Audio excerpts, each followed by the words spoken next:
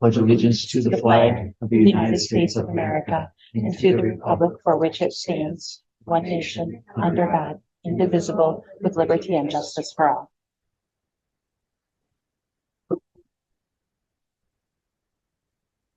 We will call the meeting to order. Roll call. Bergstrom. Here. Bush. Here. Todd. Here. Harris. Baseman. Here. Johnson. Delphine.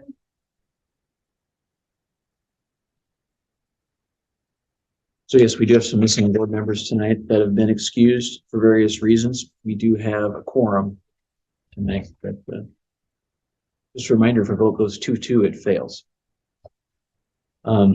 Okay, we'll start with recognitions. So first, draw your attention to the computer screen here. 108 years of service. Ed Justin, you'll be acting on his letter. He's retiring. He's retiring after 20 years in the school district. Ed, longtime night custodian. So we thank Ed for his services. Helen Claus, 6th grade teacher. Helen's been in the district for 42 years and has been in education for 50 years. So truly a life dedicated to trying to shape and mold others.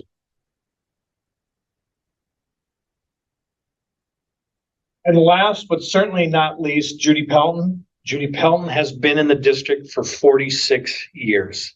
When we met as a staff and gave our service awards, I talked about Judy and I said, you know, Judy, those first 13 years you were helping get your son through school, then you let him go away for a little bit, then you brought him back. In the last 17 years, you've been helping your son Kyle navigate the hallways and make sure he's comfortable here. And it's time.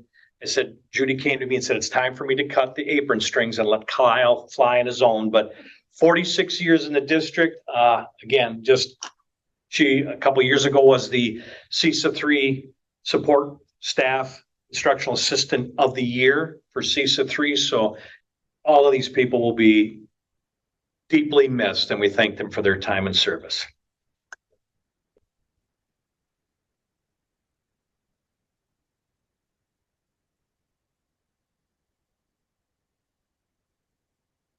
Next, trap team. Mac, you can do double duty tonight. All right. Since you love to speak in front of large crowds. Our trap team did well, not as well as they have done in past years, but I believe the sport is growing by leaps and bounds. A lot more teams involved. So we have some recognition here. Byron Runkert, 50 in a row. 25 in a row. He's 50 down here later on. But 25 straight club. And then top performers in the competition, a little bit of an explanation. He received an award for shooting 25 in a row at the state. Top performers, varsity female category, Kylie Bennett and Erica Rose Ludlam, tied for 38. Top pointer in the male novice category is Clayton Nothan, placing 40th. JV male, Colton Docknell, placing 41st. Top novice female, Autumn Robb, 46th. Top pointer in the varsity male category, Mason Rundy, placing 104th. So a very great showing by our student athletes.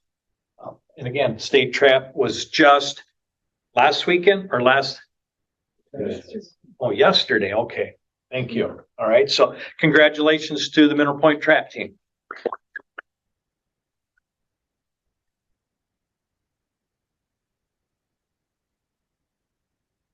Golf wins its first ever state title. Coach Soko is here. I'll turn the floor over to Coach.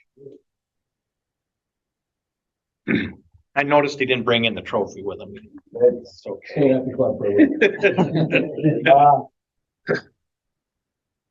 been thinking about this speech too.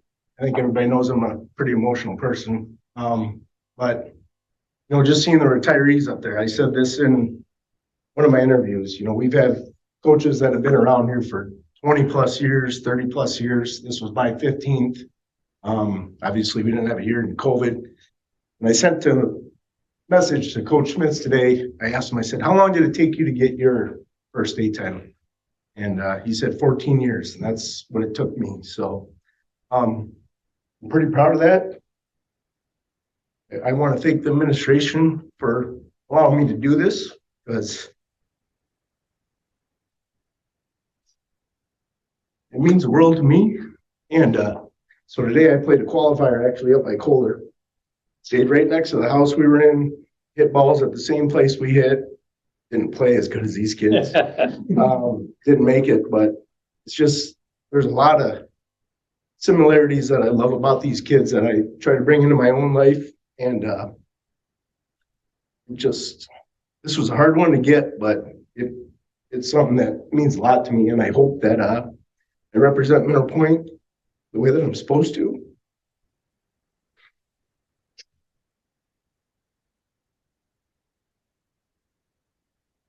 Just very happy. Happy with where I'm at. And Mac and Spencer, Alex, Marissa, both seniors. You guys will have a place in my heart for the rest of my life. And I think anybody that came out to the club that night got to see that. Just with the speeches and everything that went on. I just think Mineral Point Golf's in a great state of mind, and I don't even care that we're going to D2 next year. Obviously, that means we're doing something right. And like I said, a couple people back here, Drew Ashelman, he obviously doesn't care. So, you know, those kids, they want to win. And that's what I love about them. It's not just out on the golf course. It's in the classroom. It's everything that they do. And I think it all starts right here. I mean, you school board members and everything, you guys have set these kids up for success, and just being able to work with you guys is phenomenal. So can't thank you guys enough. Congratulations.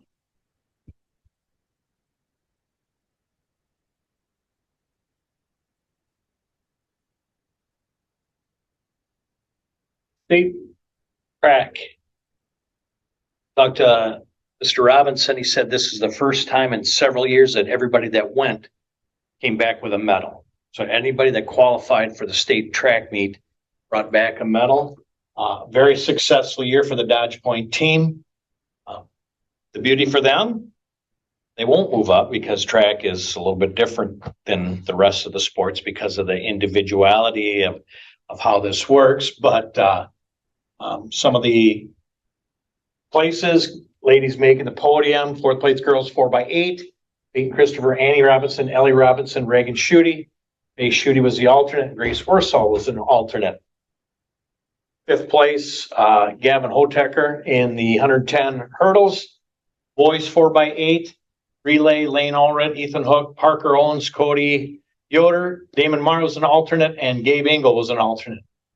Sixth place, Ellie Robinson in the 3200 and in the 1600. Another fact, Coach or Mr. Robinson informed me that Ellie's time in the 3200 this year would have won the state championship a year ago. So he said how much kids have advanced, how much more they're putting into it, that a championship run from a year ago is now sixth place at the state tournament. So again, you just phenomenal work. Also kudos to Annie Robinson for 10th in the 3200 and 11th in the 1600. So a wonderful experience for our track and field kids. Congratulations to all of them.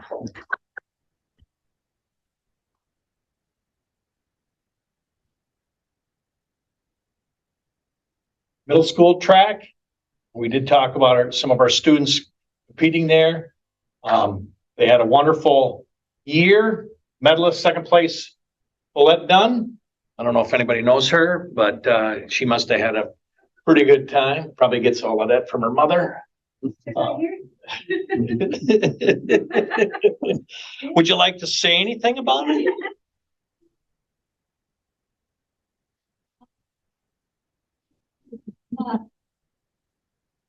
Good. Also came in third place in the 200 meter. Jamison Steffes, Lexi Yeager in the personal record in the long jump in sixth grade for Jamison. Lexi in the hurdles, sixth grade, fourth place, Owen Leonard in discus. Boyer Waters in the 200 meter, fifth place, Rowan Martin and Jamison Steffes. for long jump and 200 meters, sixth place. Boyer for the long jump, and then many other student athletes successful at the middle school state track and field competition. So congratulations to all of the middle school students.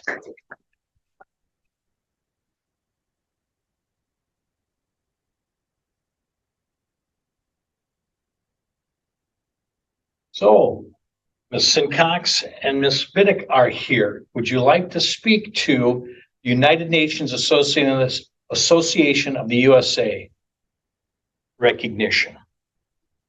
I think it's really just an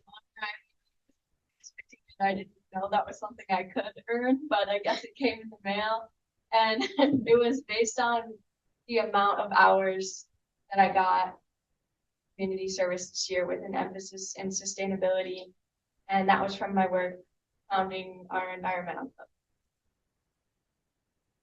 So congratulations on an award, well earned, and you should be very proud of that. Congratulations, Kalila.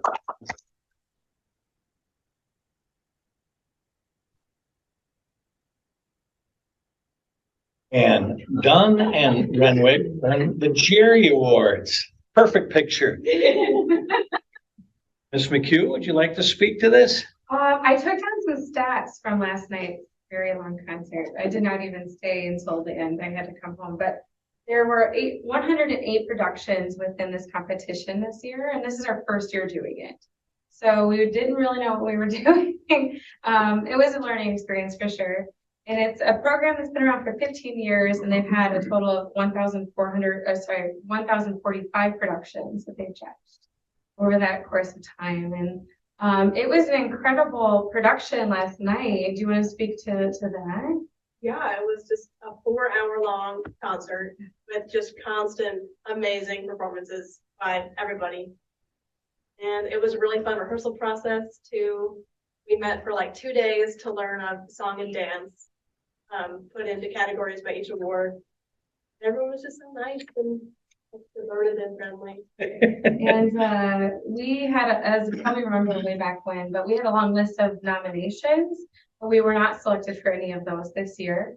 But there were 15 musicals of the 108 that were chosen, and then 50 leading roles, so single students that were also performing all last night. So it was a long night, but it was spectacular. And it was these two kids, Finn and Libby. Mr. Smith and I got to select 2 kids from our program, Cast or Crew Alike, who were leaders in without being asked, who were just positive role models, and they were the ones that immediately came to mind for both of us. So they represented us well throughout the production, and then did so at the Overture Center with the Jerry Awards program. So we're thrilled to be part of it for the first time ever, and hope to do it in the future. So thank you for approving that added to our budget last year. Really, really cool. Congratulations.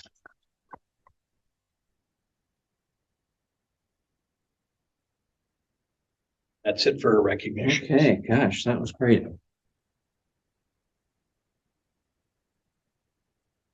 Okay, we'll move to the consent agenda. I'll take a motion to approve the minutes of the May regular meeting, June 3rd finance, June 3rd personnel, along with the bills payable and credit card statement of activity, or we can also vote on them individually. I'll make a motion to approve the consent agenda altogether. Second. Bush Bergstrom to approve the entire consent agenda. Any concerns or questions, comments? Yeah, all looks good to me. Yes. Eisner? Yes. Bergstrom? Yes. Yes. Next, we'll go to communications. We'll start with board communications received. Joni, you want to start with anything? I had just a few passing comments about how lovely graduation was and a positive wrap up to the school year, but nothing specific and nothing that that warrants kind of further discussion other than people were very pleased with the way things wrapped up. I had a couple conversations They were really general conversations, but they evolved from the support of the golf team who played a couple hours away in Kohler, and kind of involved into just what a supportive community that we live in all aspects, with the full musicals and full plays and full state tournaments and stuff. And I guess there was a scene up at state where I wish he was still here. Coach Sokol was standing by the Chautauqua Weyerhaeuser coach, who was in second place at the time, about like 12 strokes behind, 14 strokes behind. And out of nowhere, there was like a PGA Tour type eruption.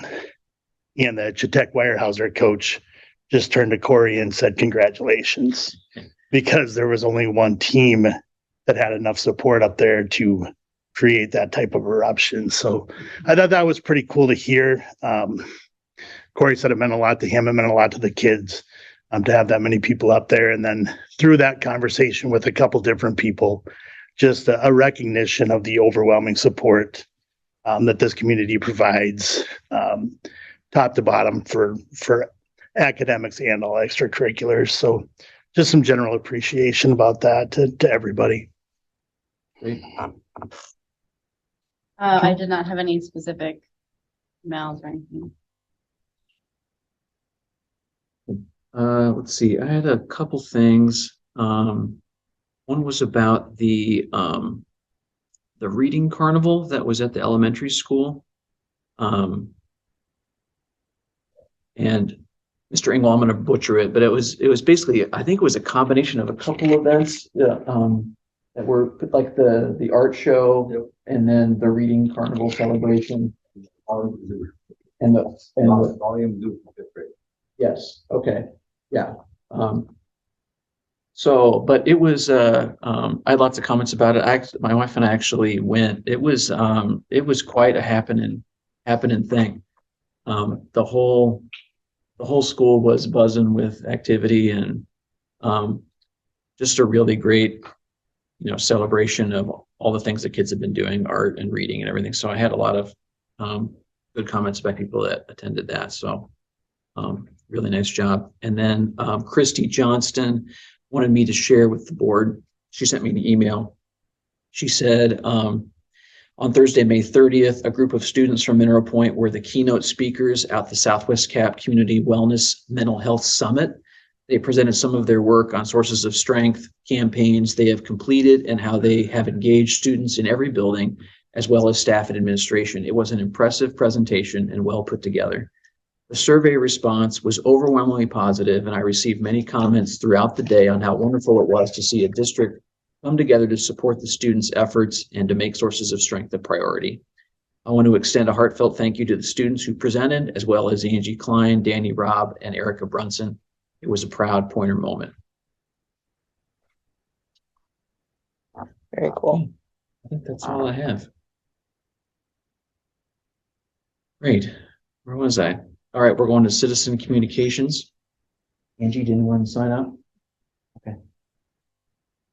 Anyone online want to take your 3 minutes? Use your raise your hand icon.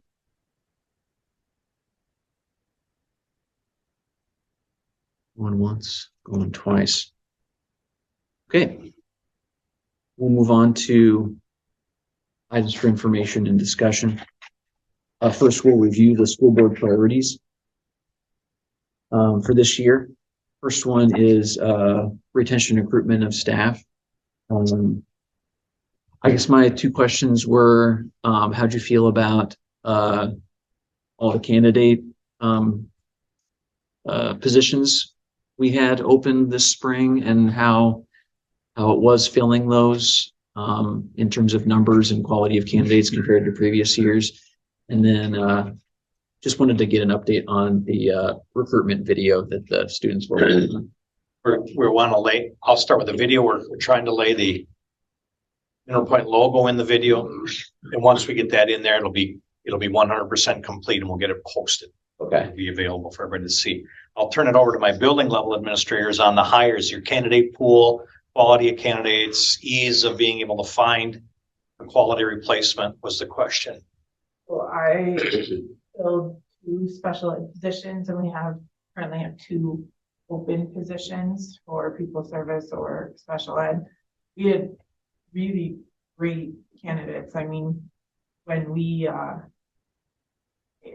don't know that the number of candidates was any larger, right? You know, we held about a dozen per, I think there was about a dozen per applicant.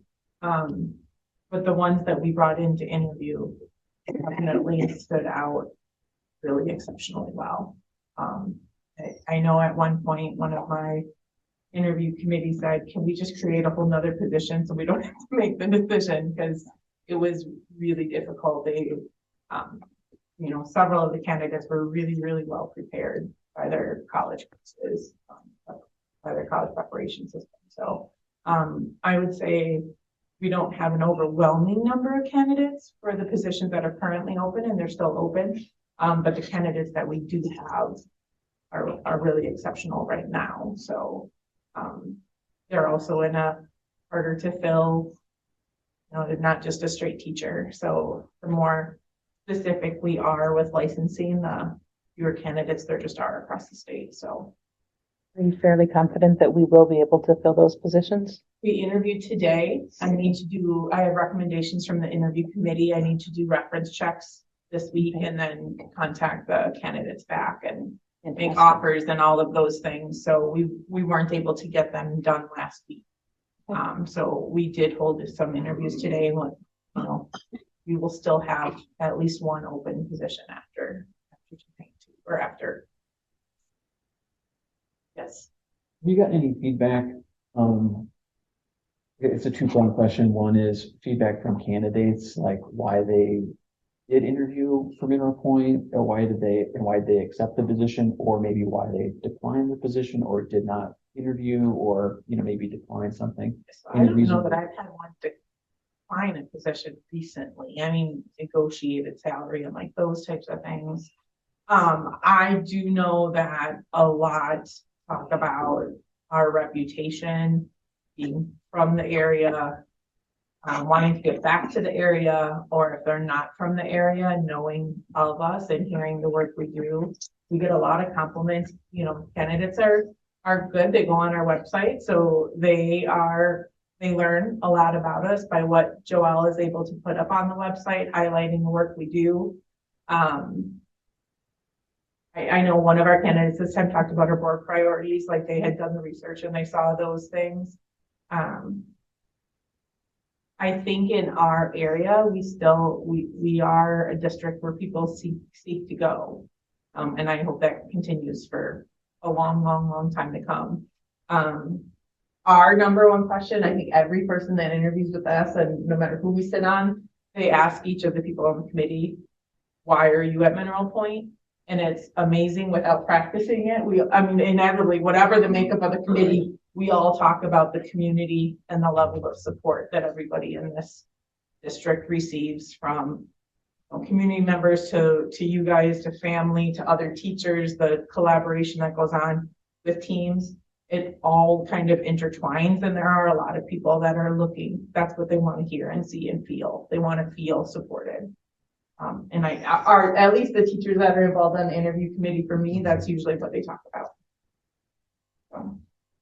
Do you feel like any resignations or retirements reflect anything that we could improve upon, or is it just circumstance? You know, I will tell you, like, my retirements or my resignations this year hit me hard because they're just fantastic. But one is pursuing a passion that she had lit from the work we encouraged her to do here. And I can't fault her for wanting to follow that. And the other one really comes down to a distance. The distance that she commutes and has commuted for 6 years, it's just becoming too much. In the blend of, as all we do all of our SEL work, right? Like just trying to take care of herself and make sure she is, you know, putting herself what she needs first. The commute, it really has come down to it's a lot for her. So I think like I'm hit hard, but I can't say that any of them are walking away here with a negative taste. You know, resignation you have tonight. I mean, every time I wasn't allowed to talk to her for a while. I mean, it's tears and the letters that she's written and shared with the staff. She is Pointer blue and white and is just not in her where she is in her life right now to be here. But good golly, if she ever wanted to come back.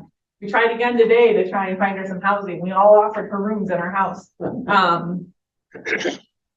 You know, she jokingly said to me, I'm never going to cheer for another team unless it's maybe Wauwatosa, because that's where her hometown is from. So, yeah, I mean, they're leaving with really fond memories and great experiences. So I can't say it's anything that we've done or haven't done. It's just not the right time in our life for us here.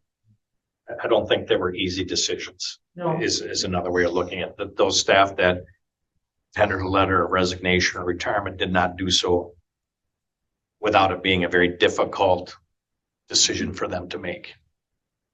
How about our middle school positions? Have those been?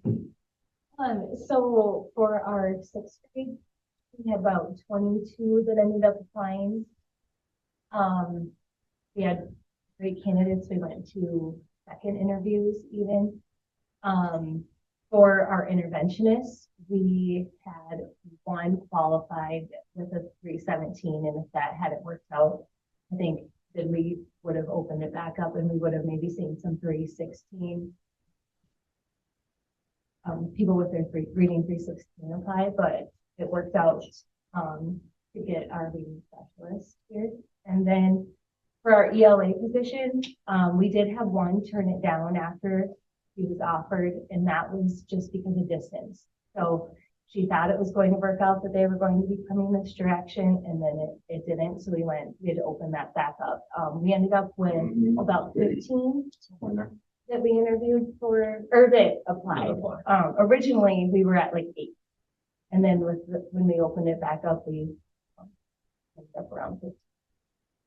On the interventionist pool with the 317 licensure, was having only one candidate with that level of licensure, was that kind of as expected, or was that I think kind of like Angie said, when you get into that more specialized degree, we sat for the whole 2-week period with 0 applicants.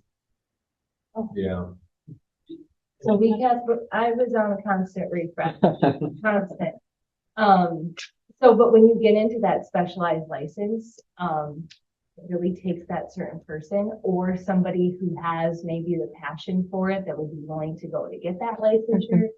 I think we may have seen some of those come out, but it ended up working out. And that person wanted to come back to Mineral Point where she lives, and she's been great thing. high school and elementary, you've each had some openings, right? Or the shared We were lit sure. position? I Okay. think it goes back to the specialization, which you keep getting higher up in the middle school, high school, you get more confidence. English was. We were paused on our scheduling because depending on what their licensure was, some are certified that 1-8, but we really wanted a competence, you know. And so if we could get the 7-12, then we could be more flexible in their scheduling, so we could utilize them differently. So it ended up working out really well that we did find that person and has that license. And did we have any elementary openings that weren't under pupil services? I didn't think so. We have all staff back in up shape. So pushing for your leadership, I think. I just jinxed it.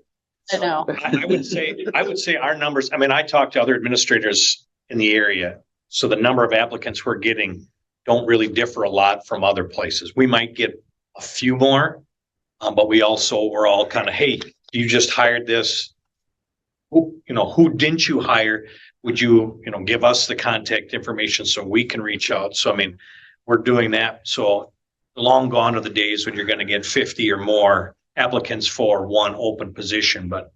I will say that other than to me, and I heard it from Brooke and from several other amazing teachers who are here, but we have teachers who will apply several times. You know, if they didn't get it, they'll apply again because they continue to be interested in coming here year after year after year. And sometimes it just takes the right opening to bring in the right person. But there's not very many that are one and done and walk away and never look at us again. I was at a college visit today with Liza at Platteville. There's not a lot of college students going into education. It's definitely a challenge. You have large number of candidates apply. It was kind of shocking when he said the number of like, we might have like maybe 35 or 40 students come in as a freshman to education, which is shocking. So, In teaching a couple, like one of the courses that I taught over there is required for everyone, and I had my max was 26 that I had in a class at a time. It's only taught once a year, so I took one of the classes I taught only there only had 7. So When I first came here as a principal, we worked with UW-Platteville, and they would bring their kids interested in education, and they'd bring 2 professors and 3 sections, and there'd be 60 plus, 80 plus kids involved that would be in and out of our buildings a couple of times a week, to the point where they're no longer doing that. They might go to Platteville High School because they don't need that many spaces available to them. So I did talk to Jim Hazen, who does the student teaching. He said the numbers are starting to grow a little bit, but it's going to be a slow grind to get numbers back where they used to be. Like, I wonder what the opportunities are to raise the bar for ourselves. Like, even though we're getting, obviously people want to come here. I wonder what we can do to make more people want to come, like attract all of the best all the time so that all the other districts are just jealous and irritated that everybody comes to us first, and thinking through like some of the work you're doing with like SEL and things like that we can support. one of the ones I'm most excited about, because I wish I would have been there for like one of my older kids, is the opportunity for youth apprenticeship was never available for education. That career cluster wasn't something you could do youth apprenticeship in. And after lots of lobbying, and I'm pretty sure that our CISA 3 school to work person had a lot to do with that. It is now. So I think this year we have 3 seniors come down and do youth apprenticeships at the elementary school, and all going into education careers. And I think that's amazing, because youth apprenticeship is an amazing program to begin with, but like that cluster of careers of education in general was always closed for youth apprenticeship. So I think just even the more we can get potential students into classrooms and to really see what it's like. Getting upstream of and the really good preparatory schools are the ones who have their classes in other schools and other districts. Like there wasn't I can't think of a class I had where I wasn't in a classroom at some point through that experience. So, I think that's important, and I think that's a huge step. I think we had 3. I think we had 3 at the elementary. 2 for sure. For sure. Right. I know we had a third that actually was more us at TA. She had done that. This fits with the kind of the grow your own mentality that's coming through Madison, and support both at the DPI level and the university level about if you have students that are interested in being in education and you can help them in this capacity. We have a partnership with UW-Platteville where they can take a couple of the early education courses while they're still here. We've had a couple former graduates come, like I had one that worked for me, 2 that worked as a sub. We have 1 working in our Summer Pointer, couple working in the Summer Pointer Kids Club, so like all of them involved our education majors. So except for 1, I guess 1's nursing, right? She's nursing. Well, I think that's going to be one of our best investments, is getting our own kids into education apprenticeships in high school. You know what I mean? Well, I think it's good to just continue to, remind you guys to identify students that would be really good in education and really foster that and, encourage that. I think that would really pay off. Good. Your SCL priority, I think Christy spoke pretty highly of how we're working on that priority Yeah, with the student leaders making presentations. yeah. I think, it's early on in how we're adopting the sources of strength, but I think we have a strong SEL team and I keep seeing sources of strength references in various school events and you can tell it's starting to permeate and become just kind of part of the culture here, which is What you want. Which is what you want. Yeah, so I think that's good progress there. And then really at board governance, we're going to do our summer retreat end of this month, and hopefully we'll have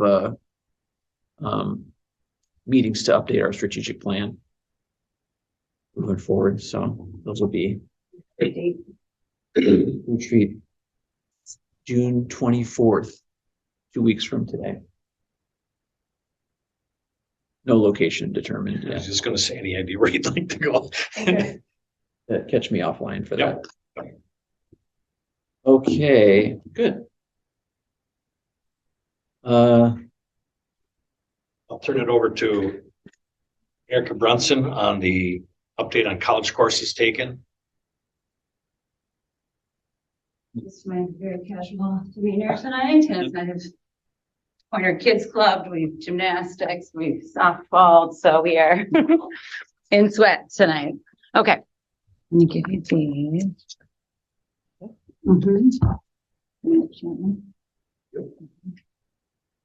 Lucky.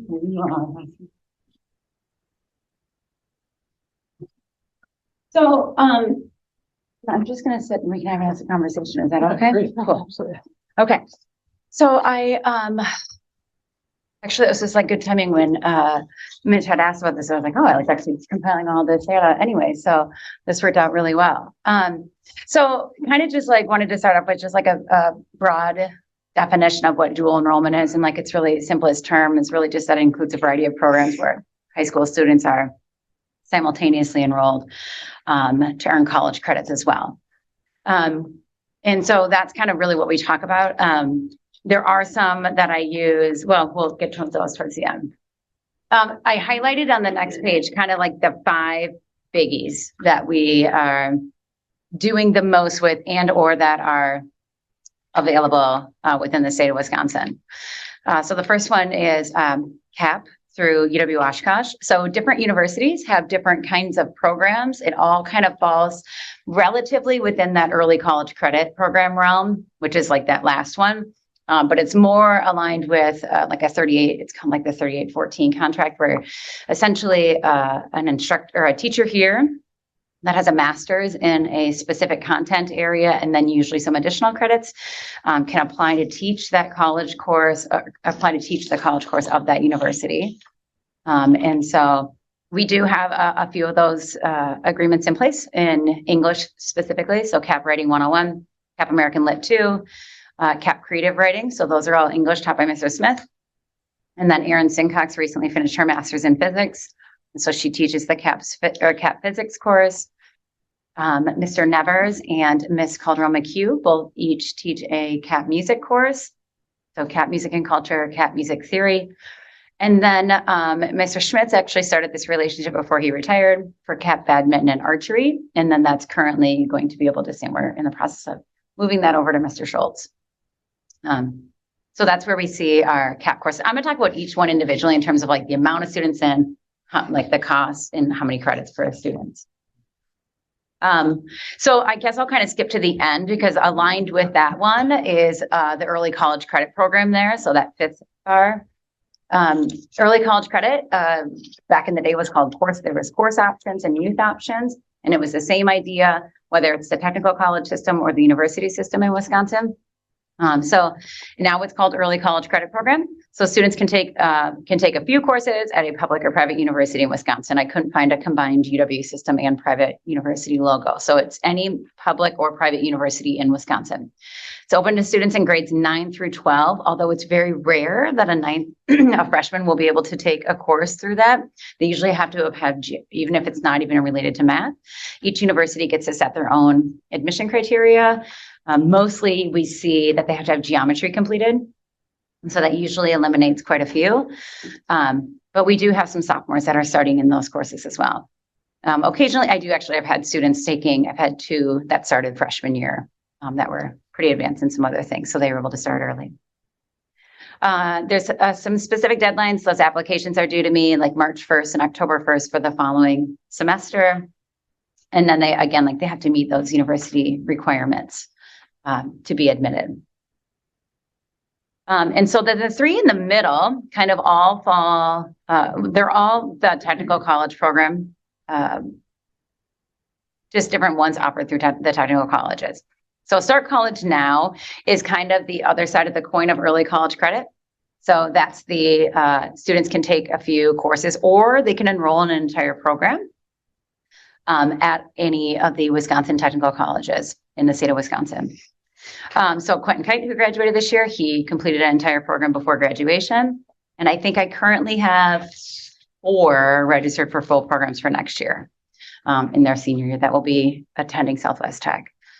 None of them will finish their program next year because they're in a 2-year. So they'll get a year done. And again, any Wisconsin Technical College system open to grades 11 and 12. And so these are all set in state statute. So this is what that program is, how they offer that to students in grades 11 and 12. And then again, the application deadlines follow the same, March 1st and October 1st. So then from there, Southwest Tech then created their own sort of different pathway program called Call Edge Up. And so that essentially creates different pathways towards specific careers. So they're creative pathways towards criminal justice, education, getting general education requirements, nursing, there's some mechanics courses, lab science, CNC operator, EMT firefighter. The nursing one is the only one they do allow them to start sophomore year. And so the nursing one specifically allows them to get, if they were to continue the course sequence, they would be completely done with the year 1 of the RN program at Southwest Tech by the time they graduate. So they would have 1 year left and then would be a registered nurse. Again, that's open to, it says 11 and 12, but it's just that little like nuance of there is sophomores that can't do it. And it has the same application deadlines as well. I'm not aware of any other technical colleges in the Wisconsin that have those sort of pathways created specifically for their local students. One that's similar to CAP, kind of like the technical college version, is it's called transcripted credit. So same idea, where our instructors can apply within, they have to have certain criteria, educational criteria and background to teach courses. So bringing Valerie Martin to us was really helpful. She has a master's in finance. And so she has been able to bring her accounting course that's transcribed through Southwest Tech. And then the intent is to add the intro to business through Southwest Tech as well next year. So we're hoping to really build that area as well. Those are the big dual enrollment areas that most of our students are in. I'll show you later. There's a few other different programs that we use occasionally. Questions on those specific programs, and we'll get into them a little bit more too. So this is like how does it work when, because we're essentially teaching the course in College Up and transcripted credit? We're only teaching the courses in CAP and transcripted. Yep. But either way, regardless of the program that the kids are in, they're taking the coursework during the school day. Correct. And they're getting credit. In most cases. Credit. Yep. Yep. The students in the mechanics, fire, EMT, some of the nursing ones, sometimes those do have night offerings. So the kids in it's called Pistons to Pathways is the mechanics program. And they meet every Wednesday night at one of the local dealerships. So they've been at Haladas, they've been at Coons, they've been at some different ones. And I think next year Pioneer Ford might be an option. There's going to be a few different ones. Yeah. So they meet on Wednesday nights. How do our students know to navigate this, or are you spending a Tough. lot of one-on-one A lot time? of one-on-one time. Okay. Yep. Because this feels like a lot of information, and I'm thinking at the level of a high schooler, they probably Mhm. need some Yeah. hand-holding. Yes. Yeah. It takes a lot. Yeah. It's a lot of conversations, but that's also really like the whole point of academic and career planning, right? It's having those like ongoing conversations. So we're not talking about it just one time, once a year, and that we're planning this out. And once they kind of start to navigate the system, they get really good at understanding how to do it, right? So, Okay. and I always like help them think like if you're going to go on to college after you graduate, right? If you're going to, if that's what your career path requires, we talk a lot about how do you, like you'll do some of that registering on your own and you'll have to kind of navigate those different systems. And although it can be painful for them at times, it's really good for them to understand how to just even like, how do I just set up another Microsoft account? Like, how do I know how to switch between my school one here, but I really have to check my Southwest Tech one as well, because that's where that instructor is going to communicate with me. And so it's teaches them like good skills to figure out how to be checking different things and kind of staying on top of things. But oh yeah, it's lots of one-on-one conversation. Fantastic. He also presents this info to high school parents. We do have it before the whole semester starts. Yeah, is that freshman orientation or just kind of? I do that. Yep, I do it at future freshmen, and then I do usually try to do like a fall, like in the classes for the technical college ones. They're usually starting like late August, so you should try to pull them together and be like, hey, just so you know, here's kind of what your student's getting into if they haven't taken a course before. Mm-hmm. To let them kind of know. Yeah, I always like try to like not. I'm always like, listen, it only makes sense to me because I talk about it all the time, right? So like it just takes, it's a lot for sure. This is awesome. The other place that students are typically getting some college credits is through AP or advanced placement courses. So they're not automatically guaranteed college credit for those. So Mr. Cool teaches AP US History and AP US Government every other year. And then Mr. McWilliams teaches AP Calculus, AB. And so the ability to become an AP teacher is less stringent than it would then to be approved to teach one of these dual enrollment courses. Usually there's like, you have to join some different meetings and you have to follow their syllabus and that sort of a thing. And so students are earning credits there, and I've got some stats on that as well. So at the end of an AP course, they'll have to take an exam about the whole course. And if they get a certain score, it's based on like 1 to 5, 3 or above, generally get some college credit, but we look at, which leads me into that transferring piece. We look at something called the AP credit search policy to help them know how that future college might receive or not receive the credit that, or the score that they may or may not earn. AP courses used to be extremely popular. That was like the only way a lot of students were able to earn college credit. Now that dual enrollment programs have gained such popularity, we see AP courses dwindling. Not here, our numbers are still high, but I think schools in general are losing AP course offerings as teachers shift to other ways to do it. And so that kind of leads to that sort of transferring credits, because right, that's ultimately one of the big questions. Like, if I'm doing this, how am I going to get credit for it, or how will that look? And so this can be, there's some science to it, and then there's also some of like, you're just kind of giving and hoping. Really, ultimately, it's up to the receiving institution to decide how they will receive the credit. It's always like the big disclaimer, they reserve the right to change their mind at any point. UW-Madison is very famous for this. They will go in spurts where they receive some and then they'll change their mind and then they won't for the next and then they'll change it again. So we are always using a piece of software called Transferology. It encompasses most of our Midwest schools. You get some of the other ones. And so I can put on any of the courses they've taken, and then I can find the matching school and it will tell me if it's going to accept it and usually what course it would replace. Some of our schools that are not within the Midwest, we have to usually reach out to registrar's office and then try to get an idea. But nothing's a sure thing, but we try to at least do some matching and say, hey, you should be able to get most of these.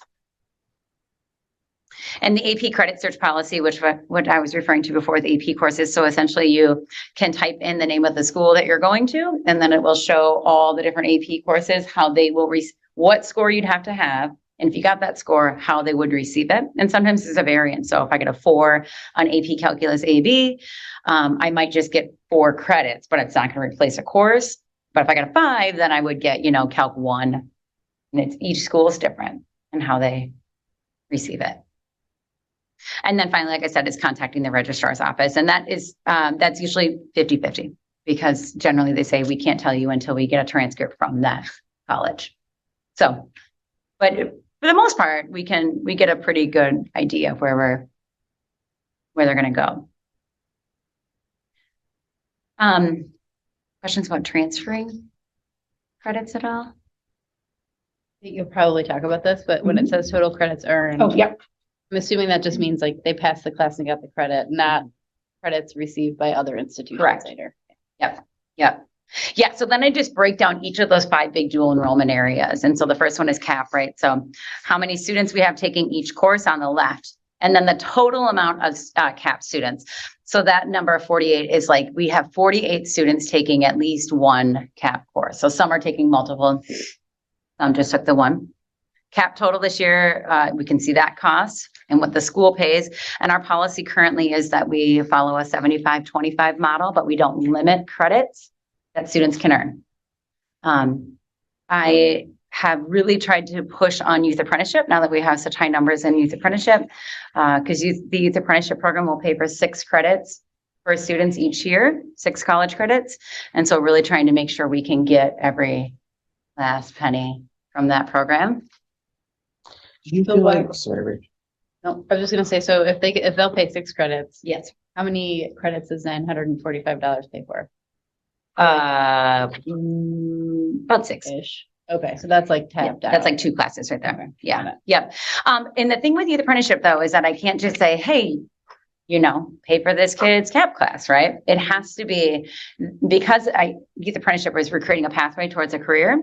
I can't say, oh, they want to go into, let's say they want to be a mechanic, and then I'm making them take a class that would not necessarily relate.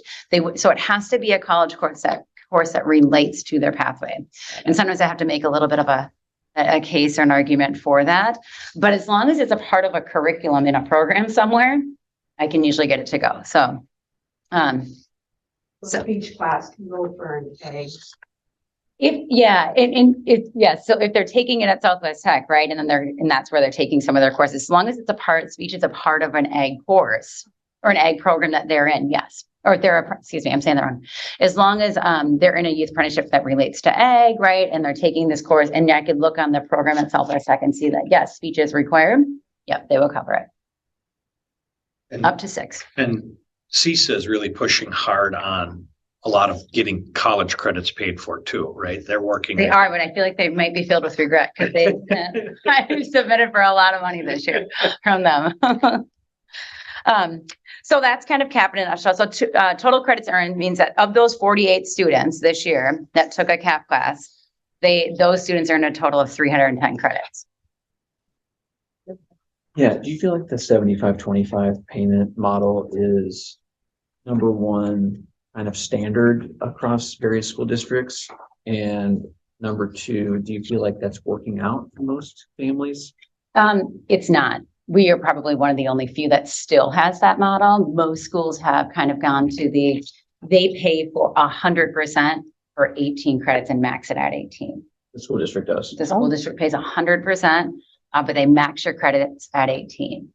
I pulled some of those numbers too. So like right now, so we had of our graduating class that just graduated. So we had 40 students in that class who had earned some amount of college credit, whether it was just 3 credits or whether it was, 39, I think was our highest. On average, those students were earning 17 credits. And then we had about 17 of them that were over 18 credits. So I think we are one of the very few that probably still follow that model. I'm not sure. I think it works out well for families, especially if you're over 18, right? Credits. I mean, you're getting quite a bit of college at a very reduced rate. Mhm.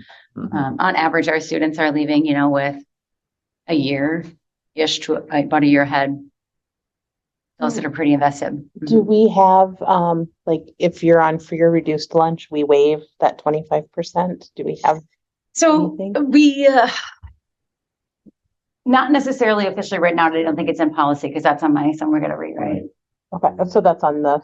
It comes down to sometimes that little checkbox on that form too, that they have to indicate that they're willing to share that information. And we've had this conversation before as a board. And it's not, we're not sharing it with a local newspaper. We're sharing it between programs that, yes, you qualify. We can waive your athletic fees. We can waive your registration fees. We can waive some of these other things if they allow the district to kind of share that information. It's a job for the Pointer Media kids to make a PR video about all the access you can get. Because it's really uncomfortable to check that box. And this cascading opportunities that might not make sense in one moment that make sense 2 years down the road are hard to, I don't know, sorry. That's a great idea. The next one is our Start College Now program. And that's one of our bigger ones. And so if you remember, these are where students can take either a few courses or enroll in entire programs. So we had 18 students take courses through Start College Now this year. Our average cost or the total cost, what the school pays, what the students and families reimburse. And then the amount that Youth Apprenticeship paid. So Youth Apprenticeship paid quite a bit towards this, because oftentimes what happens is we have specific Youth Apprenticeship pathways for students.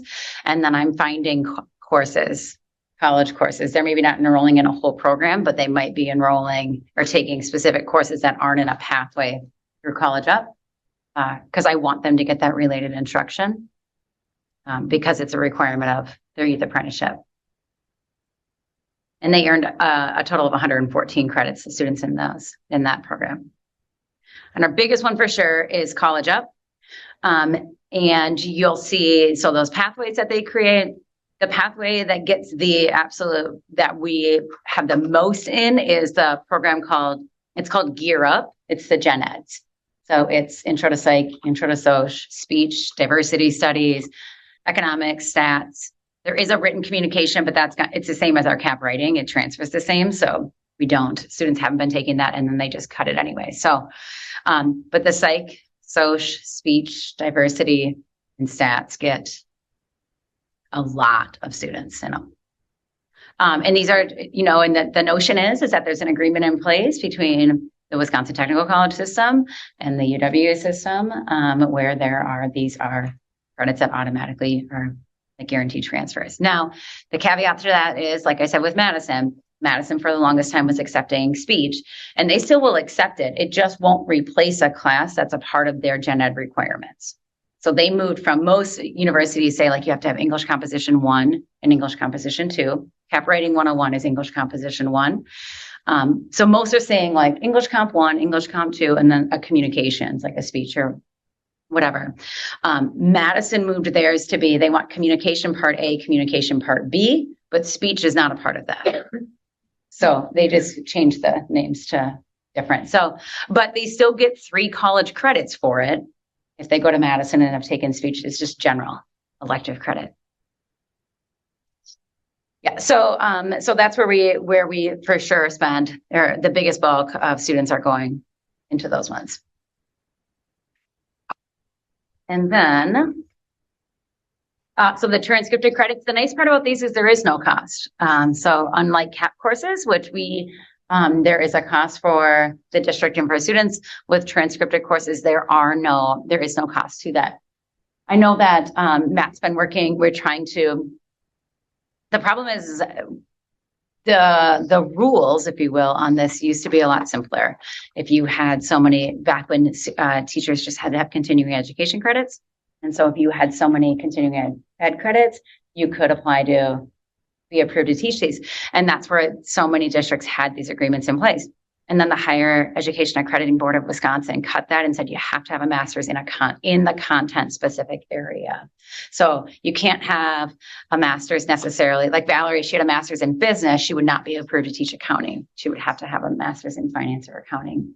Or Jason Smith, or like I'll use Erin because that's fine. She can't have just a master's in science. She has to have a master's in physics. And so it's a little frustrating for sure because it's a tough one. Most of our teachers have master's degrees in administration. So Mr. Smith came to us having taught a transcripted course in his old district. And he was told he couldn't do that anymore. Not by us. yes, But by Southwest Tech, so. yeah.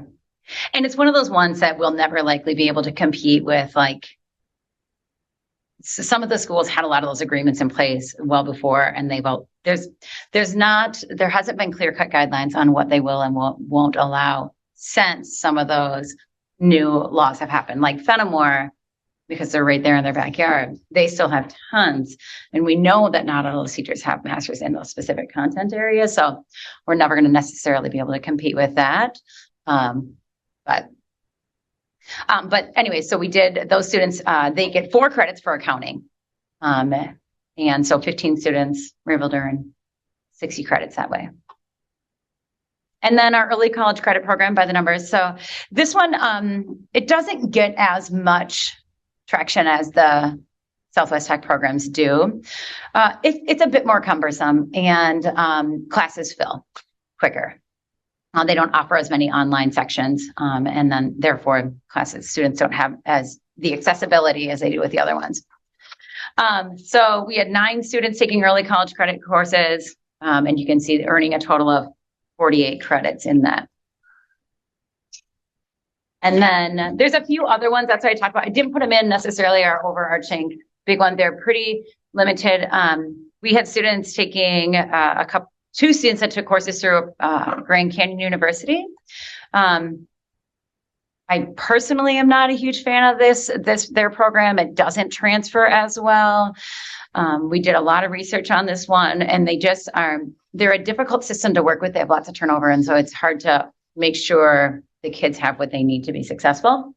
But we have some there. We had students. This one's a little tricky. I put it on there, signing online. I put it on there only to note. It's not necessarily considered dual enrollment by the definition that I originally used because they're not earning college credit for it. But I put it on there because my intent is to switch from that program to Northwest Technical College for any student who wants to take American Sign Language, to switch to Northwest Technical College and follow the Start College Now program, because students can earn they can take American Sign Language 1 and 2, and it's a live Zoom. It's very difficult to learn signing when you don't have an instructor either physically in front of you or at least in a screen giving you that feedback. So Patty and Kelly were great and just I said, hey, I'm not sure that the students are learning things from this. Can you just do a quick assessment? And they were like, yeah, they don't have any of that knowledge to be successful, to be able to sign independently in some of these tasks. So we're going to switch. And so that would follow the Start College Now. So just like Southwest Tech, but it would be through Northeast Wisconsin Technical College up in Green Bay. So they could take it for college credit that way if they wanted to. And then finally, I did have students, 3 different students earn their OSHA 30. They earned OSHA 10 last year in the Construction Academy, but knowing their pathways, they were also in different youth apprenticeships related. It was really important for them to get OSHA 30, so their youth apprenticeship paid for that as well. So our dual enrollment totals, you can see we had 86 total students enrolled in at least one dual enrollment program. This year's alone, students earned, of those 86, 861 credits. You can see where our numbers fall. So we budget for this. We do. And we've had to shift monies around because of the numbers. Because we've had, keep growing. Yeah. okay.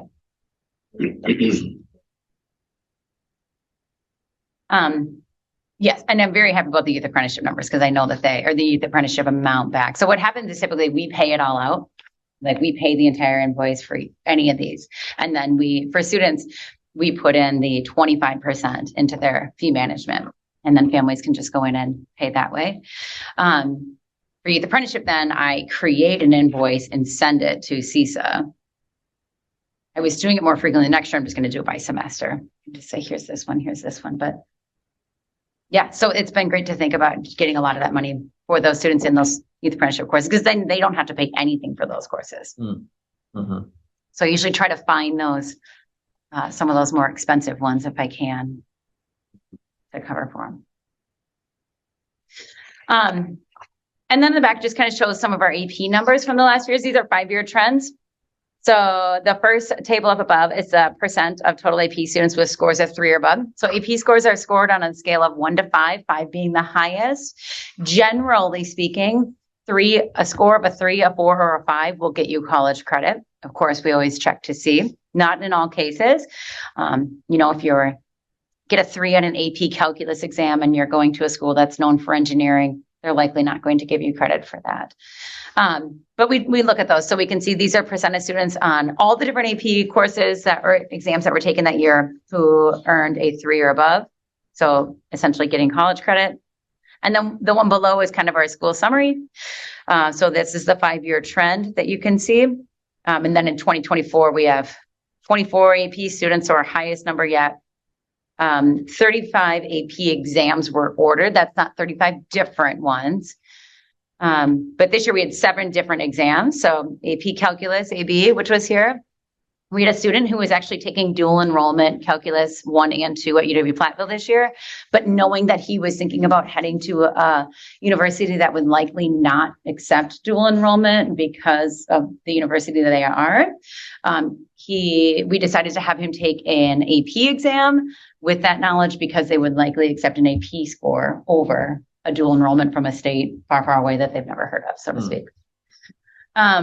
We had 3 students that are in chemistry 2 kind of try the AP Chem exam, and talking with Miss Sincox, like, hey, she's like, I'm kind of teaching some of that. I was like, well, let's just have them try it and see on that one. And so we'll see. They felt like it was quite difficult. So some of those we call these exam only. So environmental science is an exam only. So the student just happens to have lots of knowledge. And I know that the environmental science AP exam is one of the easier ones that students tend to do really well on. So I said, hey, why don't you check that out? So he did that. AP Pre-Calculus was new this year. We had 2 students take that. And then we had a student take a Spanish one as well. And then our in-person US history one.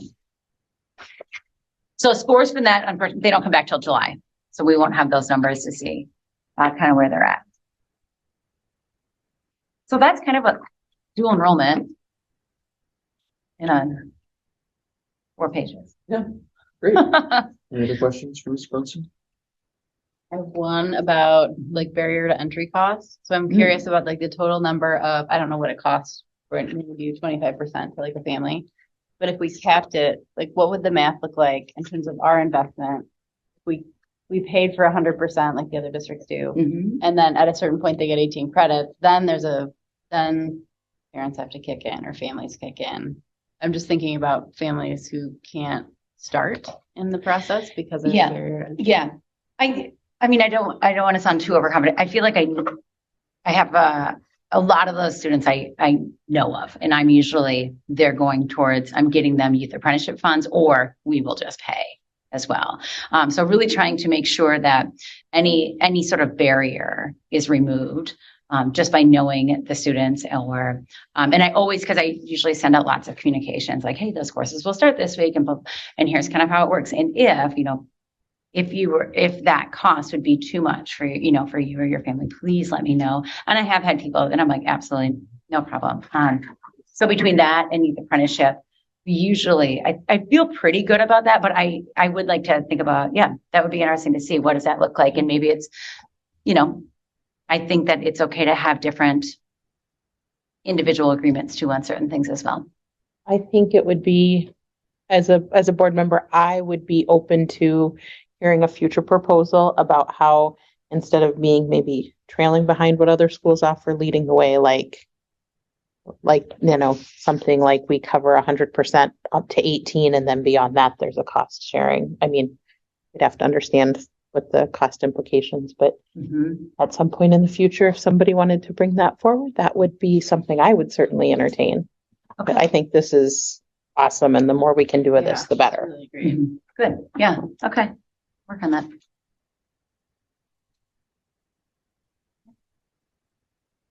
All right, cool, thank you. Thank you. Thanks, yeah. I feel like I learned so much, by the way. And I had no idea. the thing. Good. Thank you. Now I know a lot more. There. Okay, in the interest of time, we got a request to, go to the building administration updates and then do the budget comparison after that, so, and that seems to segue well from this dual enrollment conversation. Yeah, so I'll bring Brooke on. Brooks volunteered to go first. Okay. So I'm sharing updated information for our reading and our math with our STAR scores.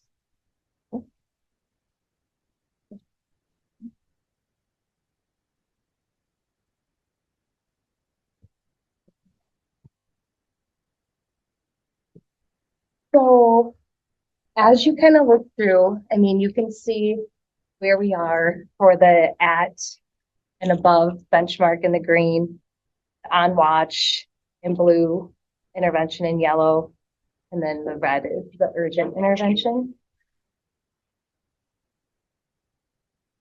So our overall growth was not as significant as we hoped from the beginning of the year.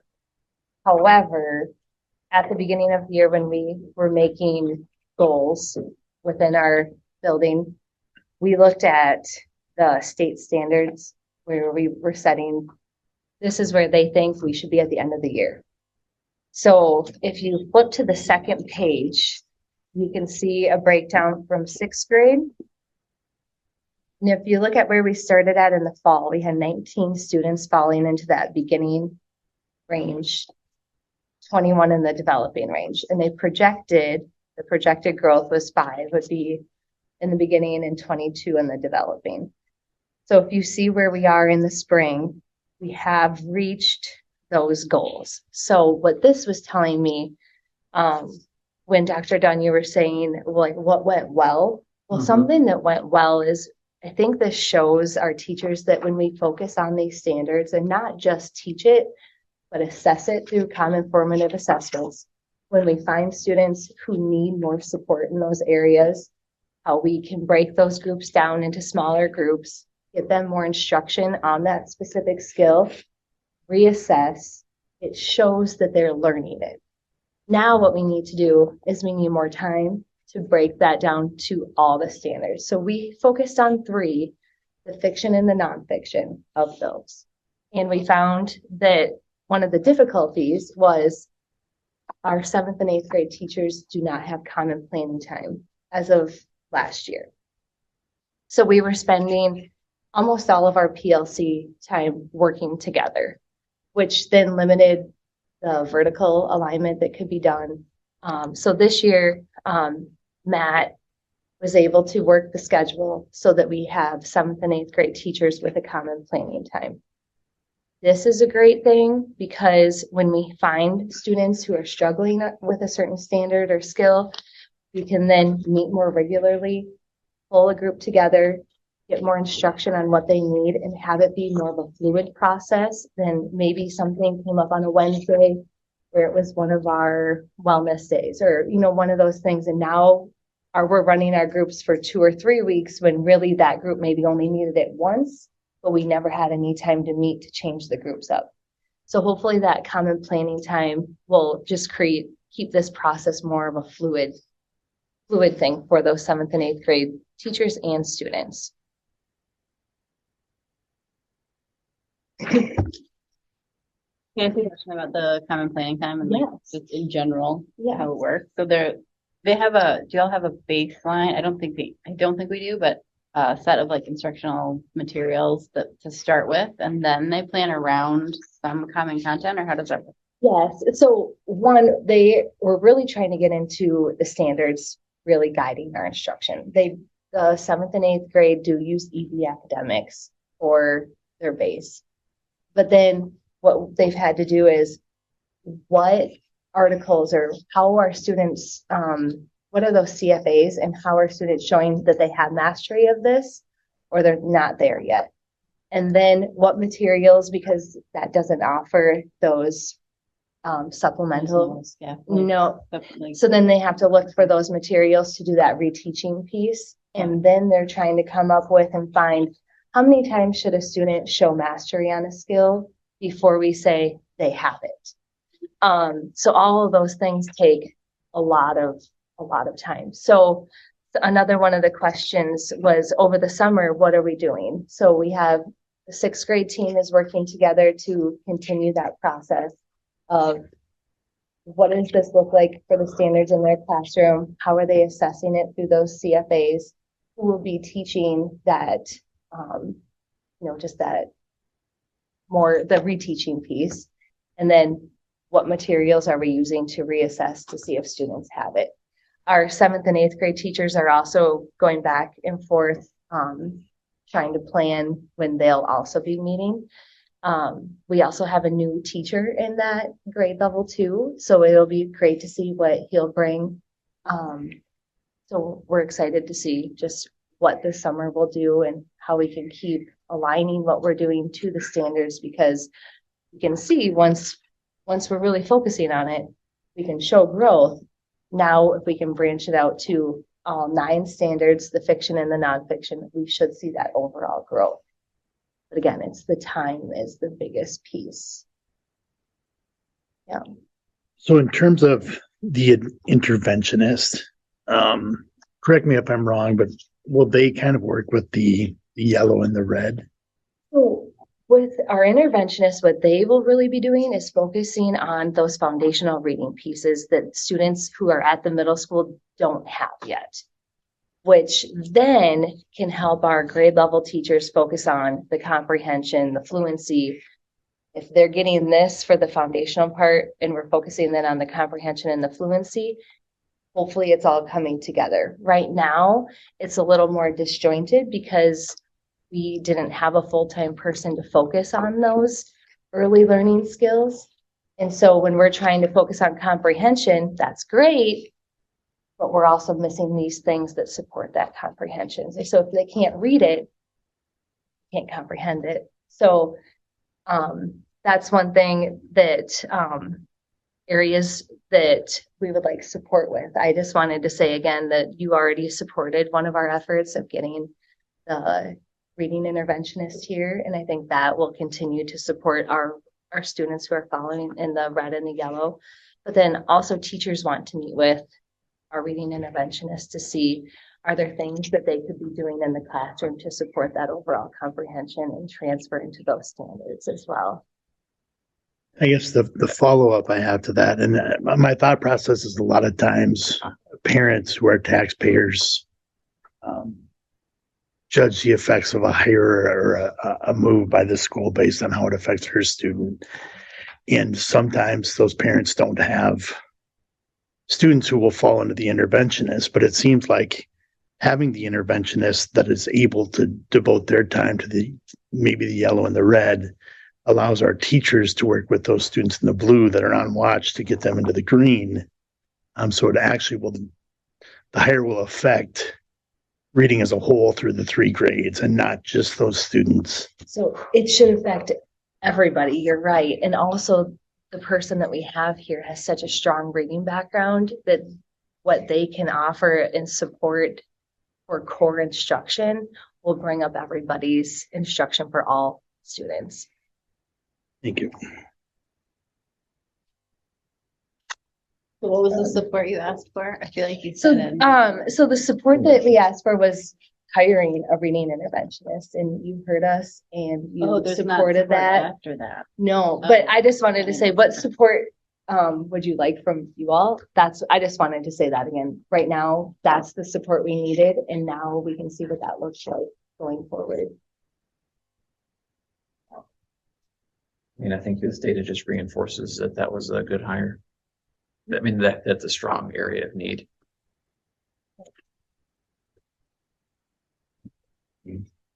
This is helpful. I mean, I know this isn't this is just one piece of how a student's performing in school, but it does gives you a sense of how they're doing with just basic reading skills, grade level skills, you know, that you consider kind of core instruction. So, and with all the caveats of taking tests and timing and I understand all of that, but Yep. it's still helpful. Yes. Yeah. I did want to point out, Chris McCoy gave out an award, last week. And I think it's really amazing to point out on the third page, the word count for 6th through 8th graders and what they're reading. This year, middle school students read we had just over this 134,480,500 words. And that's beating last year's word count by over 7 million words. So we do have kids who are reading a lot. Mrs. McCoy put up a board and you could see how students were like, I want to get over to 4 million words, or so it was a visual that was down in the middle school. So we had 34 students read over 1 million words since the beginning of this school year. And if I'm looking at this right, your 8th graders really knocked it out of the park versus the projection for growth. Am I seeing that right? Yeah. Yes. Congratulations to that group of students and the staff that work with them.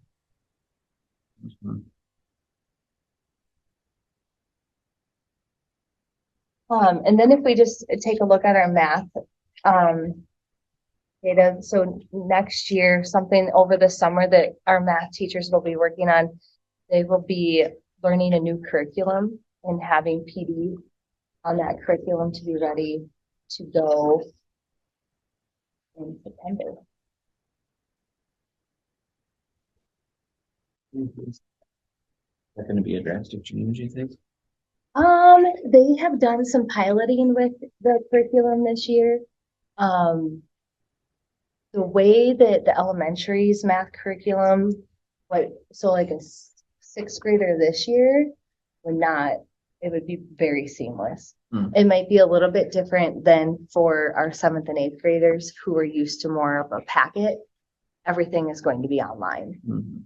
We will get some textbooks for students who prefer that, but there's reteaching videos right there. There's so many pieces that they can open up online, checks on certain problems just to make sure parents, kids are on the right track.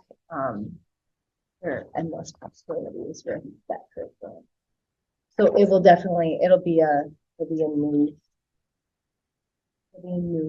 thing to get used to, but it'll be a good thing. That'll require a yes vote later tonight. Yeah, pending the yes vote. Just jogging that a little. What is the name of it again? The name of the curriculum? I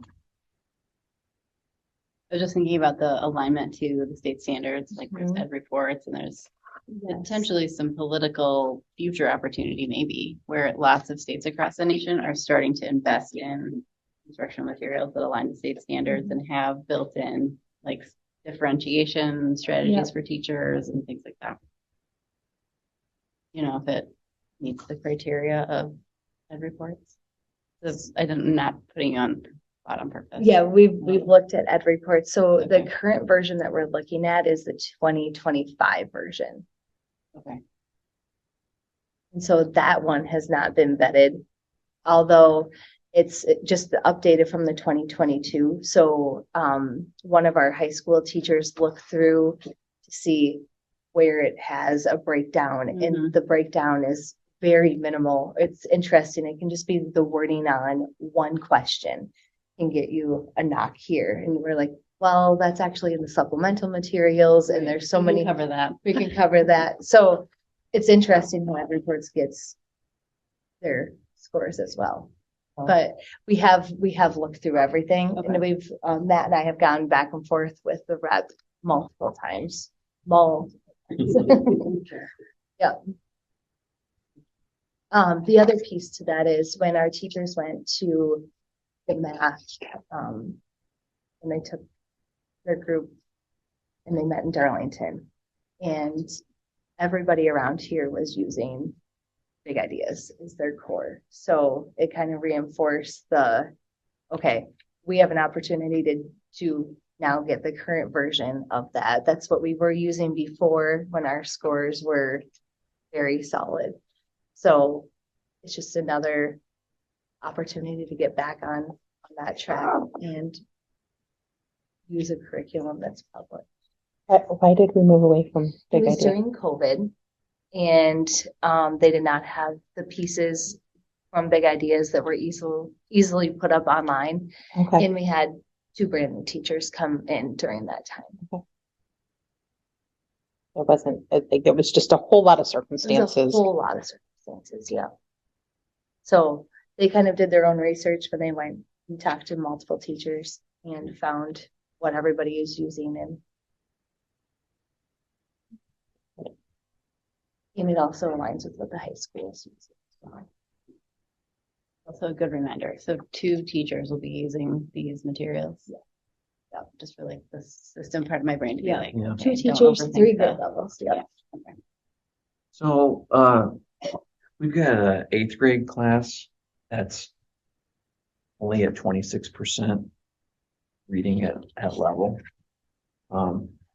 We have a strategy for these incoming freshmen to make sure that they are starting It'll high be- school, right?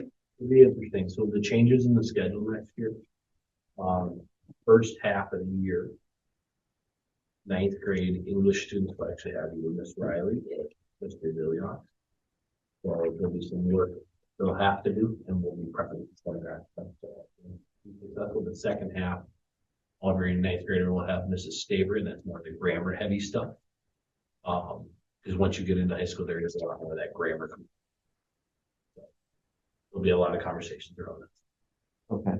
And students in the classroom are performing very well. Yeah, It's it's the snapshot that. I'll actually talk about that. You mean this 8th this grade eighth grade class is d- performing does well. pretty well in like just general English? And- There- Yeah, Yeah. well, the reading class and the ELA block. Uh-huh. Okay. But because our curriculum isn't rigorous enough to support the expectations of this testing. There's so many pieces that go into it. So, I mean, we've been seeing graphs like this for a few years. And so what exactly is it when there's a breakdown of skills? It could be the foundational pieces aren't there and they go to take the test and they're not comprehending what it's supposed to be. However, in the classroom, we have a lot of supports to get students what they need. So things are scaffolded so that they can have access to everything. So there's a lot of working pieces in there. But we don't believe it's a like an overall issue with our curriculum not being robust or rigorous. I mean, Everybody gets an A.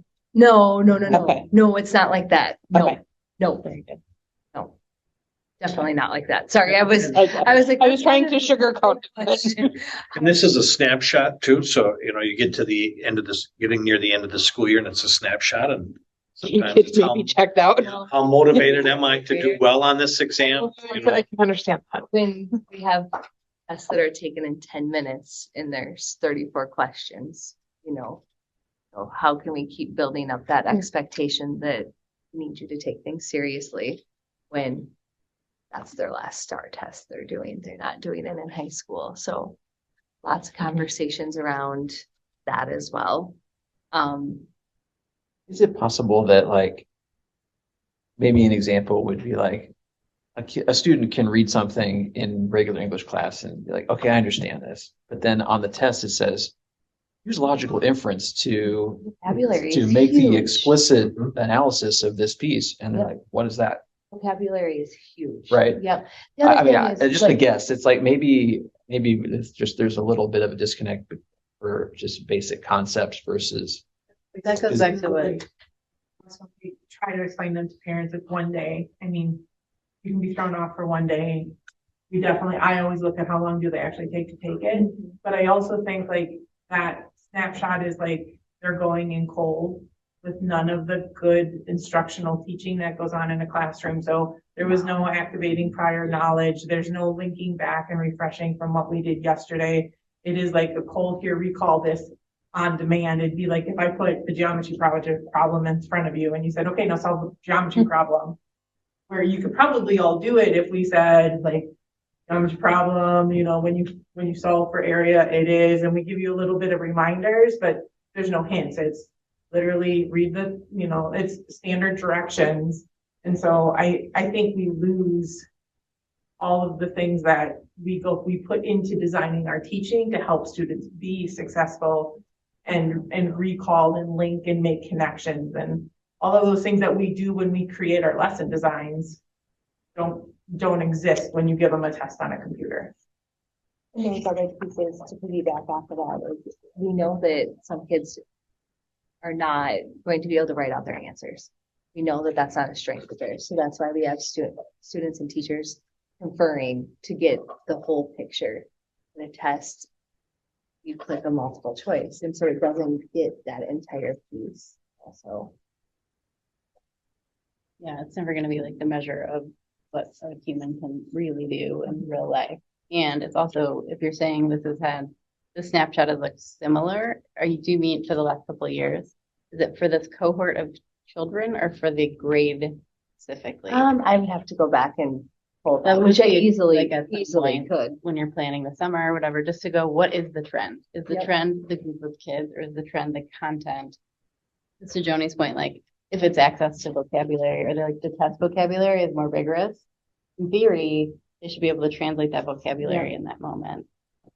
Knowing like, but it's also a test on a computer and they're eighth graders. And the other thing that'll be nice to see in the future is when the elementary has been using benchmark and building a lot of that standard vocabulary, how that transfers up for these students who have had that. And really only our sixth graders had it 1 year.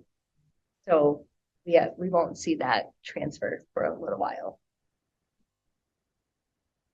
I do think, to Dr. Dunn's point, there's times like in a math, it might be solve this equation or compute the value of X, which means solve the equation for, you know, but how that question is asked will throw some students off. It's like, well, I'm not sure what they're asking here, you know? So I think sometimes the vocabulary of the question itself does throw some students off from time to time. Yeah. I'm having testing day, you're just having this conversation. Well, and That's a real thing also. We Right. do have a lot of students who have that. So how we can help support them and still get a accurate picture of what they can do, it's a struggle. I think part of it's just the data. You know, it looks like there's 4 students that scored above 1120, but not 1129, which might be 1 or 2 questions. And if that number is 20 and it's over 40%, we think the grade's doing a pretty good job. It might be the difference between 1 or 2 questions. So it's just such a small sample size that It actually is. the percentages move pretty quickly for 1 or 2 students. And depending how they ended in the winter, it starts them at a certain level. So it's not even just a snapshot of this one. It could go back to that previous test as well. And there's a lot of moving parts, but I think when we can focus on the standards, assess the standards, and also keep track of everything as a whole, bringing them back in, so that things do stay fresh. And it's not just, we learned it in October and now we're done with it. How can we keep, using that mastery of teaching to keep weaving it and keeping things fresh for kids as well, especially since, the curriculum is more based on student need. I guess my final point is I understand all the caveats with taking this test and all of the imperfections, which is why we don't expect 100% score of everyone at grade level, but I think we want to be careful not to discount the whole testing process to the point where it's worthless. Right? It's because if we say, well, this is our bad score, but this, and this, then it's like, well, why do we even take the test? So I want to make sure that we still glean something valuable from test information. Otherwise, we need different data to see how our kids are doing. I completely agree. And that's why I think when we can, so this test right here is where we get all of this information. Yes. So what this showed me It's more the strongly, standard-based analysis that you benefit Yes. better from. Yeah, got what it. this strongly showed me is when we put in the work and we focus on it, we can make these improvements, but we're only a fraction of the way there. That's a And great so point. then to kind of go to what you were saying, if we can continue to make those improvements, now we're like halfway in the blue Right. that we can be moving them up. And Yeah. then that is an accurate picture. I do think though, so I had an opportunity to sit through the middle school awards ceremony, and I'm thinking we have 26% of the kids who are at or above benchmark for reading, but it felt like listening, we had probably 75% of the kids on honors or high honors. And I don't know how to reconcile those two things in my mind. Like if you are not reading at what is considered benchmark, how are you being successful at a level? Are we not challenging you enough, or are our teachers really just meeting students where they're at and bringing them along? Like Those tests do not measure effort. okay, So And I had two of my own students that would bear out the amount of effort that one of my children put in, didn't compare by any means to the other one. Those grades were a lot lower, although he was putting in as much effort as he possibly could to do well in school. okay, So a test that is 34 question test does not measure the amount of effort somebody's going to put in to prepare for an upcoming test in the classroom, where it's like, I know I've got a test next Wednesday and I'm going to start studying now, and I'm going to do, note cards, and I'm going to do review sheets. I'm going to work with my parents. I'm going to work with a buddy, Mhm. and I'm going to put in this effort so that I get good grades in the classroom. So, I think sometimes there's a lot of that comes into that play. That's a good point. Yeah, thank you for saying that.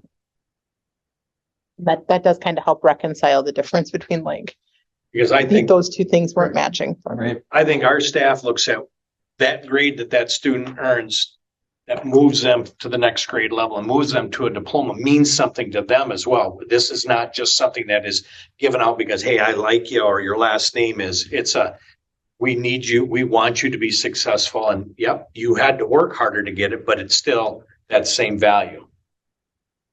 I do think it's worth noting though, I'm gonna pull a statistic because I have to be that annoying person.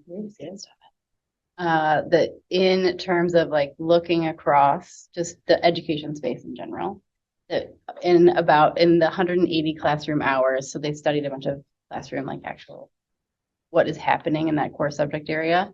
Students spent 133 hours on assignments that were not grade appropriate. So teachers because they're not trained to be CNI people, right? So they're putting in blood, sweat, tears, finding their own materials, doing all this stuff that takes a ton of time.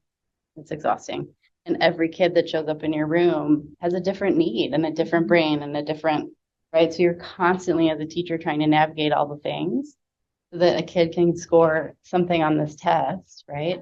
When you know that they have all these various skill sets. I think the point to drive home is why are kids getting awards, but we're not hitting the standardized graph? The reality is it's really, if you're buying stuff on teacher pay teachers, if you're pulling stuff from, wherever, there's no way that you have the time to actually hit the rigor that's actually expected of the standards. It's almost impossible. And maybe I'll just say that's my opinion, and I don't have the authority to say that, and I'm not an expert in what you're doing, but I do think it's important to not lower the bar. And also, if I can piggyback on that, how we can create that expectation or that, I guess, I don't know, the overall sense of pride within students to take their time. I know that I had one student and I actually pulled him to have a conversation with him because he's one of our highest performing students, but he just didn't care. And scored well in the yellow. And so, I mean, you have those that are like, I don't know, I don't care. So we struggle with, do we show them the score? Does that bring out anxiety? How do we create this Well, and what are the other ownership things, within? yeah, that our you're re- looking at to Yeah. say, I know that the student X can read at this level, but it's not showing up on the test. Like, what are those things? Maybe we're pushing on the wrong things. I don't know. I just want to keep the bar high I agree. without it crushing their I spirit. agree. Yeah, so how do you walk that line? Strive and find rigor and also not be like, I don't. It's tricky. It's not easy. So then you pull in students for reteaching and they never needed it anyway if they just would have done it the first time. So it's keeping that level of expectation high, how to build that, you know, that pride within students without setting off anxieties about Right. everything's about a test. So Anyway, I'm there's a digressing. balance somewhere. I'm digressing way into sorry, Mitch. Way This was beyond. supposed to be a Other people you need Can't to get through as well. During this section that. help it. Okay. We will keep on working on those things this summer. Great, thank So you. hopefully we have more of a jump start going into next year. Great, Thank you. Thank you. Thank you. Sorry, I'm sorry. There's No one here to kick me. You're all too far away. I know we finished up testing last week, Monday, Tuesday. And with all of the adventure camp and kids club and everything else, I'm actually requesting I can do most of my data you guys in July. So I actually have time to dig into it and actually give you the correct data and analyze it more than just look at it quick. Okay. That's okay. Yep. Because summer adventure camp has started today. We had 232 students sign up for different activities. And it's obviously a little different than our norm in the past because we have a little more enrichment based, a little more choice for students to pick from. So they can obviously have a little more freedom to kind of go to different things and try new things that they can get into. This year we put in sports camps with the adventure camp together to try to help with busing and everything else. So it's all at the same time to really see if we can support families across the board, but also have everything in-house at the elementary instead of being in two different places at the same time. So some were at the high school, some were at the elementary. So again, when the kids get dropped off in the morning, they are there for the morning and can experience different opportunities throughout the morning. So it's been a little bit of an undertaking of trying to get all that coordinated, and it's definitely, today was a just go, and just kind of, hopefully I think tomorrow will go better just based on the transitions. Just because currently we're doing 45-minute sessions, and they have 4 choices throughout the morning. Some sports camps obviously are 45 to 90 minutes in time frame. So there is some movement within the morning for all the kids to get to different activities from there. So it's a little bit of, especially when you think of kindergartners transitioning different locations throughout the building is sometimes easy, but sometimes challenging as well too. So, Imagining that.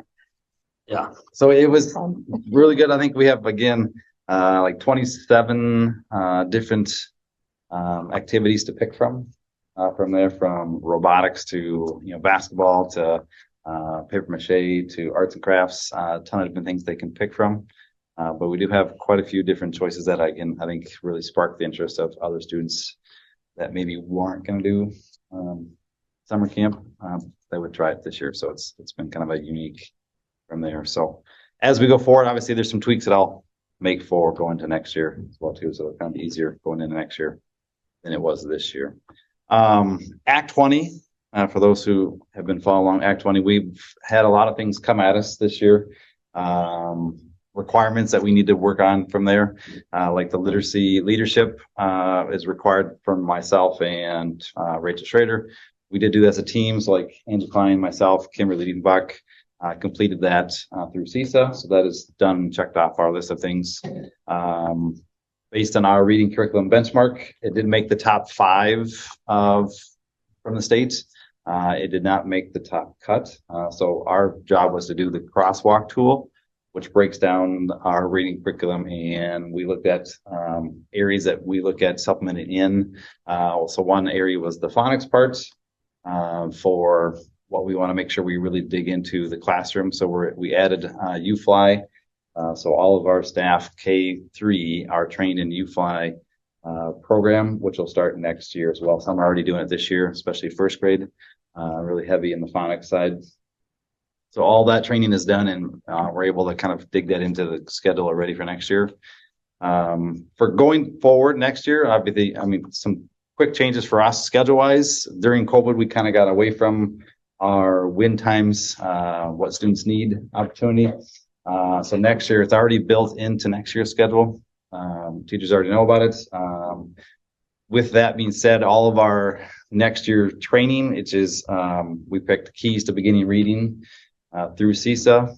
Jim Addison will be our main person that we work through, and we have about 40 to 50 hours of PD time through this whole program.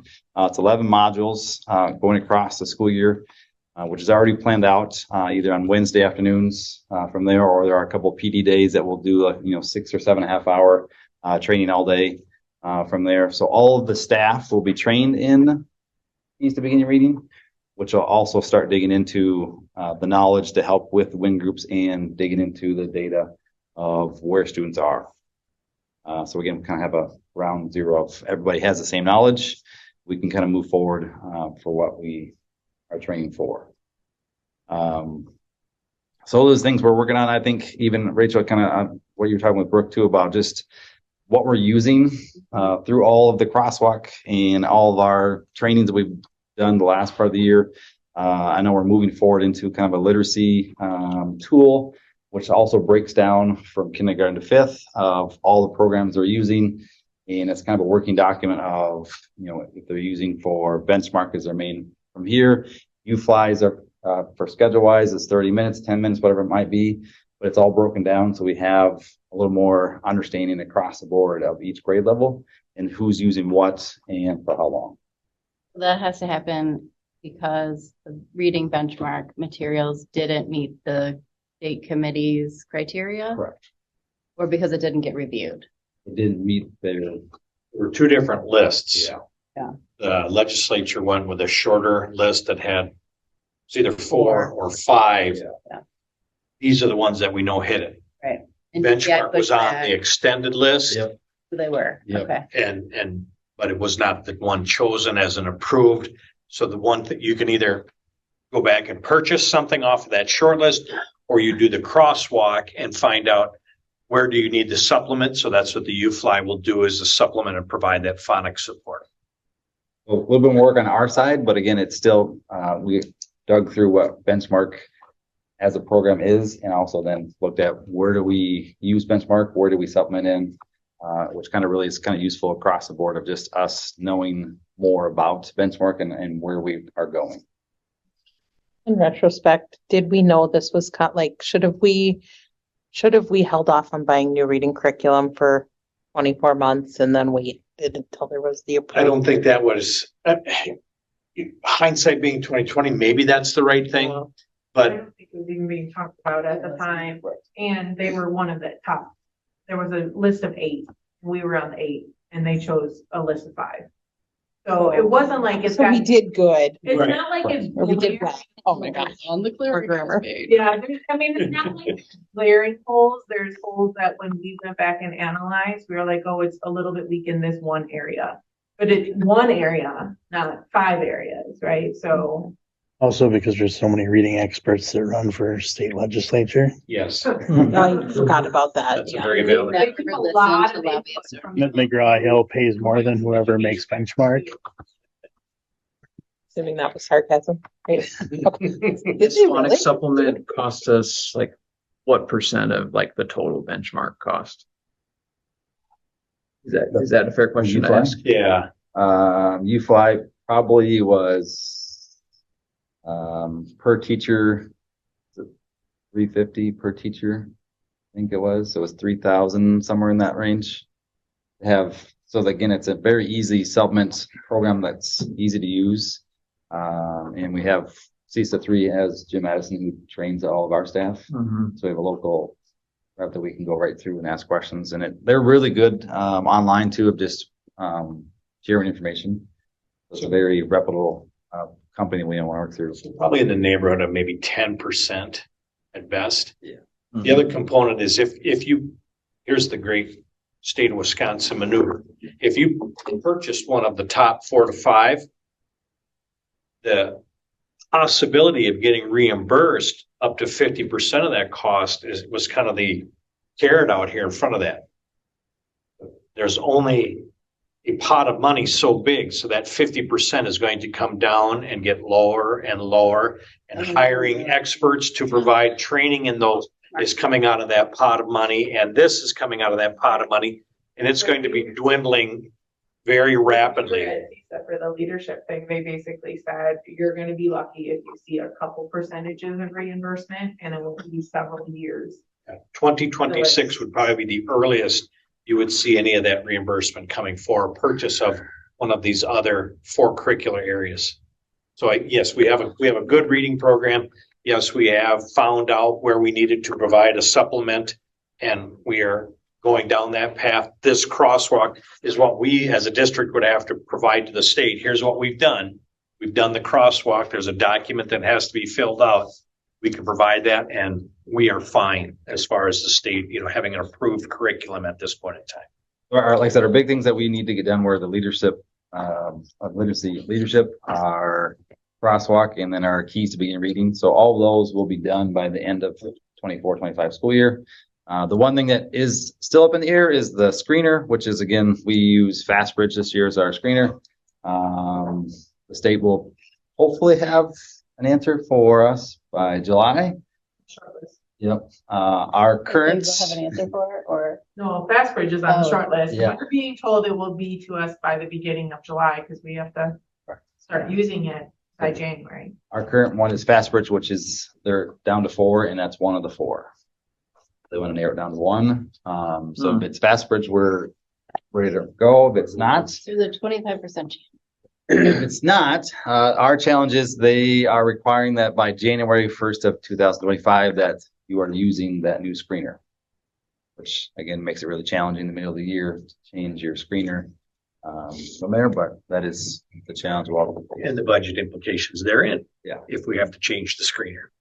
And then like just the caveat of like the learning plans we need to write, like we know we need to write them, but there's been no guidance on what needs to be in them.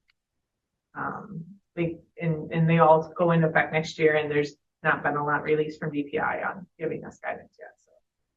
The other component too, summer school will change drastically for some of our students based on their performance in reading. 25, 26. At grade 3. Or 24, 25. Yeah, next year, Next 24, summer. 25. Yep. There's a percentage, if they fall below a certain percentage, then they are required to do summer school. So we'll have to obviously look at our summer school overall plan and have that set in the schedule too. The challenge with that would be obviously staffing, who's qualified to teach it, how many students are, going to be in attendance. So Is the FastBridge an annual subscription? Yes. And the good thing with FastBridge, if it does, our hope is it does come down to that one, is that obviously it's a K-8 or pre-K-8 program. We can actually use it across the board to assess all the way up through. So. Questions? That's a lot. Yes. But again, I think we're in a good spot based on all the things that we've completed and are planning for next school year. So I feel like we're in a good spot to kind of accomplish everything from Act 20. You'll be ahead of the curve. Correct. By your plan moving in through next year with the staff. That puts the district, the elementary staff ahead of kind of the timeline from the state too. So we didn't have to start the staff wise. They had to start by next summer, the training. But I put it all the way through the school. And so then by the end of the year, we'll be done with that whole program. Right. So. Thank you. Thanks, Tom. Which for Act 20, what grade levels does it cover? 4K through 3. Didn't even see my lips move, did you? Said that. What, a little refreshing not being on a cell phone on Zoom for this meeting for the first time in 2 years. I will try to be. You're still getting a vacation though, right? Leave tomorrow. Okay, good. Absolutely. Good. Leave tomorrow, just not on cell phone. So there were three big things that a couple of our middle school, high school, but the high school also looked at reading skills. We talked about it early on where we crossed the content areas. So each teacher's introducing articles. We're focusing on main idea and supporting details. At the start, our freshmen were about 61% proficient advanced. Sophomores, which is that class that I will be honest, they struggle a little bit here.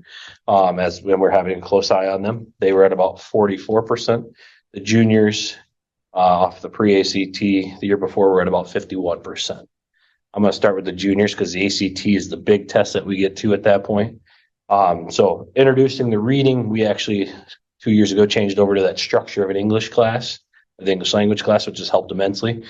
They grew close to 13% as far as meeting proficient advanced standards. Now, the graphs are a little bit wonky because they're not onto WISE data yet, so I have to make those graphs and put those cut lines in. So it might move a little bit, but to your point before, it's kids just one point away or whatever. We have several students there, that were about 4 that are 1 point away at that cut line that we used, and that would jump it up to 71%. So it would have grown almost 20% there, right? So that they're right there learning in the junior class, that structure class, and it's been really valuable to them because it does prepare them for what they're going to see. And then obviously we have the reading on top of that too, when you're getting it in a science class and a math class, and you're kind of seeing reading in a different aspect where you can look and learn about that. Our sophomore class, a little bit more right here. They float. Working on it. I do think the structure class will be very beneficial to them because we do see a lot of growth there. But they kind of just stagnant right about the same percentage as far as proficient advanced throughout the whole year. So that one need to take a closer look at. I think if you go back in time though and you look at their scores are lower if you track them throughout the whole time. So just to, again, once we get to the ACT next year, we'll see we'll have boot camp and we'll get those things. But their scores have historically been a little bit lower. They kind of the funky ones when COVID started. They were missed out at the end of 5th grade. We were in 6th grade, trying to reel them back in. So I think there's some just wonkiness with that. And also a class probably more like our last year's senior class, more workforce youth apprenticeship driven, if you want my honest opinion. Mm-hmm. Some of them started youth apprenticeships towards the end of their sophomore year here, which is great. So we'll see where that goes. The freshman class, they grew by about 5% there. Again, those cut scores kind of added 1 or 2 kids there. They're up into that 70% or proficient advanced. So we're seeing good things from it. Something we always want to encourage, and I will always say this too, if you can read something, you're probably going to be successful at something. So, all right, if you can read it, you're going to learn and we want you to be successful. So we'll keep working on those skills. So that's kind of the big academic thing. I did share the Measures That Matters report card, where we're looking more at the 3 areas. If you remember that. So it's the life ready, career ready, college ready paths. I will work on that this summer to update that. There's certain things that I can't share because of the state testing results, but I'll work on updating that. And we're actually looking at next year. I sent out an email the other day to incorporate more of the life ready activities into our advisory schedule next year.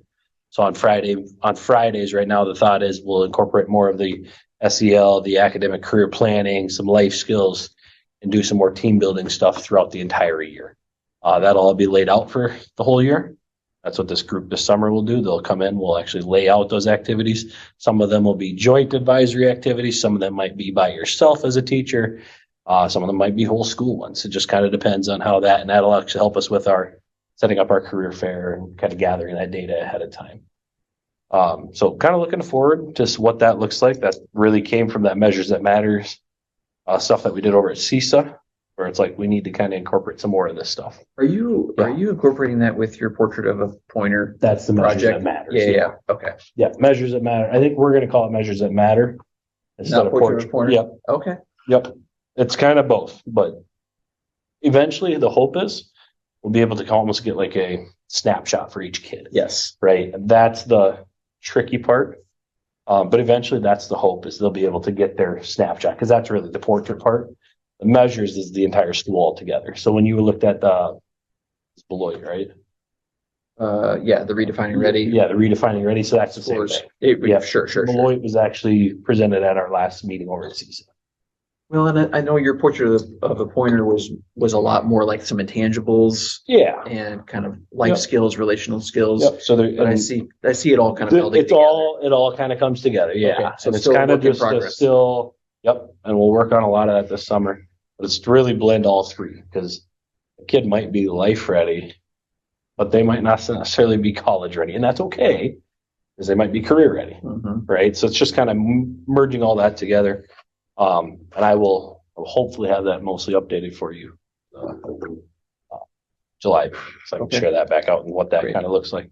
And then I think one of the big things that we worked on, probably more as a district, was the sources, a strength program, and how we kind of focused on it as a monthly thing. I thought that went phenomenal, and these kids can chime in too, but there were some really neat things where we got to do some school-wide stuff. The Christmas, or right around that Christmas time, that was probably still my favorite one, where we literally brought everybody up here and we did some activities. It was awesome. But I think that went really well, and I think it just kind of helps us build connections across grade levels, across the district as well. So, but I think having a monthly focus really, really helped with that. And I really look forward to how that's going to continue to grow. And obviously they talked about it over that, the group went and talked about it too. And I think it's just a great thing for us. So We have our training in July for the elementary Yep. staff. I think that stuff's only going to continue to grow and expand, but I really look forward to that next year and how that works. And how we can incorporate more of that into our high school advisory. The middle school does some stuff on Wednesdays already. So now it's more getting more academic career planning and the SEL stuff into the high school during that advisory time. Any questions on those? Where did the percentages, you talked about some growth percentages and proficiency standards, where did that come from? So that's from the pre-ACT and the ACT data. And then Sorry. with the measures that matters, the stuff you'll update this summer, do you already have the measures defined? I remember you brought together, you brought the picture and there were some percentages. All the measures are defined in terms of On the like bottom, life, yes. career, On the bottom, we have the defines on what those. So And I've those got to aren't go back and, no, those shouldn't change. Okay. I think as we grow, we'll add different pieces to be in each one of those categories. Because I think it gives you a better snapshot of the entire school. Because it's got the number of kids in a youth apprenticeship in there. That's a great thing. And Tom Martin, who's phenomenal for us and got the educational pathway, he'll be the first one to tell you it's just incredible how much that's growing over the last couple of years here. And we just want it to keep growing. Because it is a great opportunity for kids. So I think we'll add pieces to that, but I think the bottom part's kind of defined where we want it at the moment. And maybe once we get that, and you may look at it and be like, no, we need to make this life ready one. Maybe needs to have 5 indicators instead of 4 or whatever. I can't remember off the top of my head. What it says. That's just kind of adjusting that and how we want it to look. Because really it's our report card. And then we've had brief conversations too. Eventually we'd like to get one for the middle school, for the elementary, and what that looks like. The cool thing is you get to design it. It really hopefully helps tell your story more than For the sure. snapshot of the state report card, For sure. which doesn't always take all of our data. And then they don't let me go back and fix it. So I don't appreciate that part. So will you be able to integrate with, if you saw Beloit Turner's, I saw a presentation they did and they were able to automate almost everything. So at some point you will be able to generate that is your long-term goal to be able to more automatically generate this as opposed to? Right. So Yes. that school district has their own IT. They have one person. Yeah, we're not. But it Yeah. doesn't mean we can't find someone to do it. Eventually, maybe.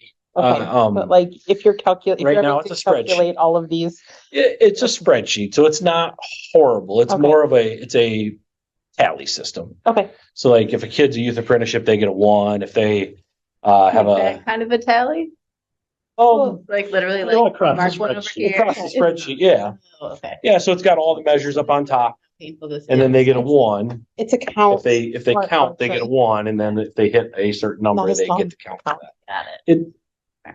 It's a little tedious. I'm not a computer programmer, I can tell you that. I wish I could. AI is getting really good. Correct. So we'll see. Hopefully it'd be nice if it just did that for me. That'd be awesome. But no, I have to go in and manually enter each one for right now, which is fine. That's part of it. I think some of the questions you guys asked here too are awesome. So what went well overall? I think the year went really well. I think staff did a phenomenal job. I'm sure Tom would echo that too, and Brooke would too. Staff did a phenomenal job in helping our students grow. And that's what we want each and every year. I can't thank them enough. And I make sure that they know that, but that's awesome. I do think as a district, we had a lot of good growth across the district, building staff relationships too. We had monthly potlucks that were kind of spelled out, some different staff things. I thought that went really, really well this year. It was just great.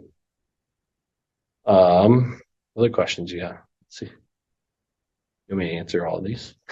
I don't know. I mean, it's basically those are questions to basically guide your summary. Just to hit the high points. Like I said, I think that went great. Next year's focus, we're going to keep working on reading skills. We know we need to, especially with that sophomore class. Like I said, that structure class would be good for them, giving them some more skills. Part of that life ready advisory thing when we were talking about adding study skills and do it as a type of an activity and working on that. Yeah, I appreciate your guys' support and the support for the staff, because I think they feel that and they just want to do what's best for kids. So that's the best thing about this place. Mm-hmm. It's what's best for kids. Mm-hmm.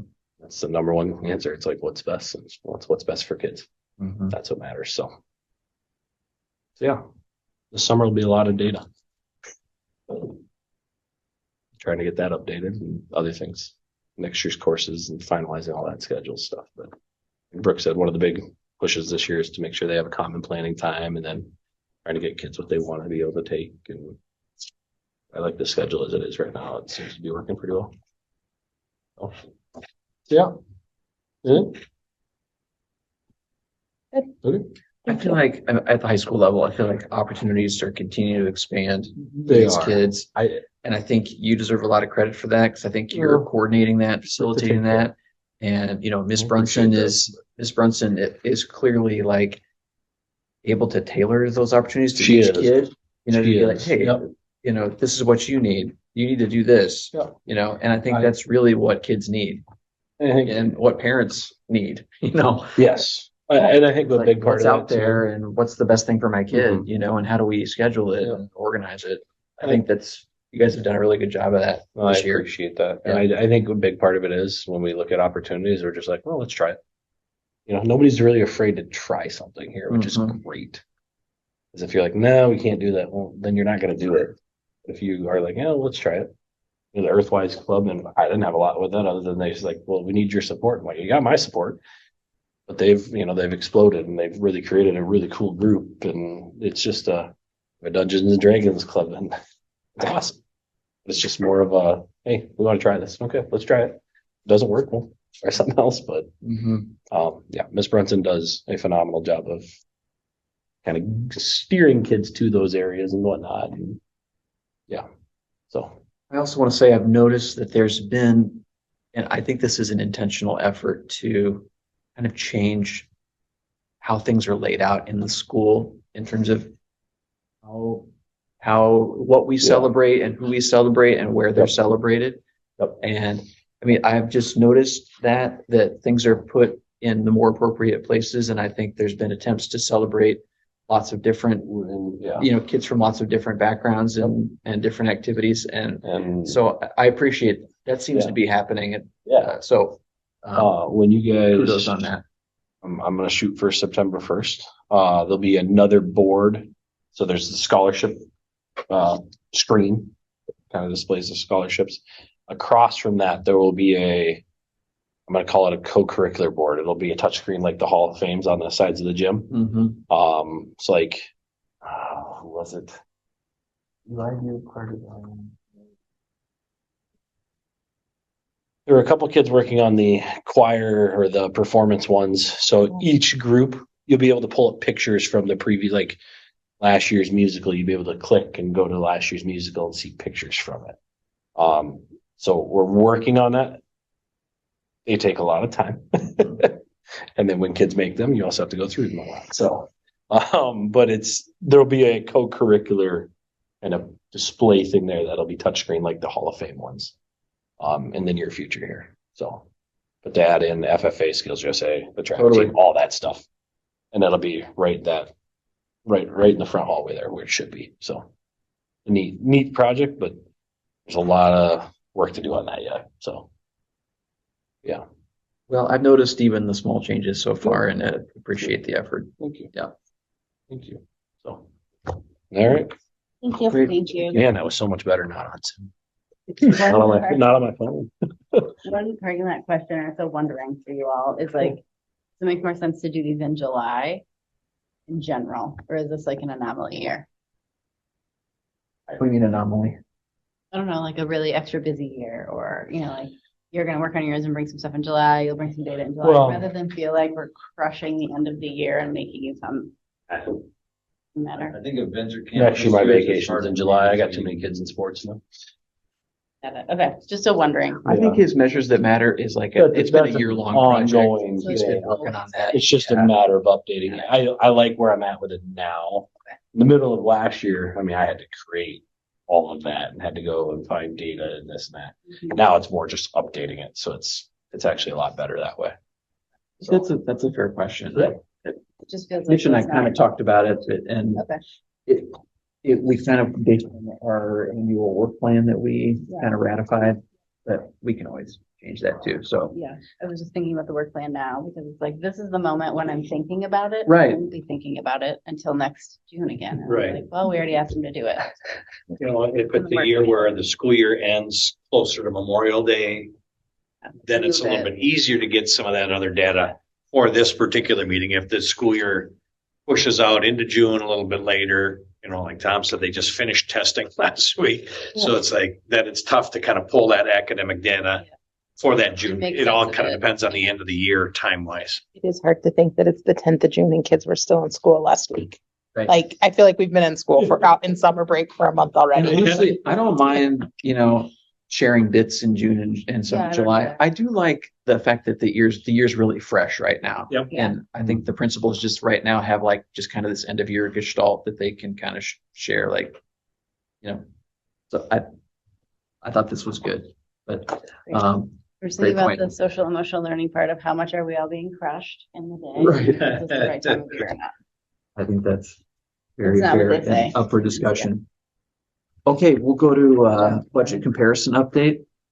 In your board package, you have, a year ago, the end of May, we had expended 79.3% of our budget. And this year, jumping forward at the end of May, we've expended 81.5% of our budget. So again, very close, a percentage point or two. Different. All projections point to the fact that we will not be in a deficit by the end of the fiscal year. Danielle is waiting on a couple of last bills to be able to kind of give a year over year look. Like the water bill was something that everybody had a nice surprise when your water bill jumped up in the city, so she wants to be able to make that comparison and just have this kind of the final bills for the fiscal year in place. She'll be able to give that to us at a later date. But feels very confident where we are right now in our budget that by the end of June, by the end of the fiscal year, we'll be in a good financial position.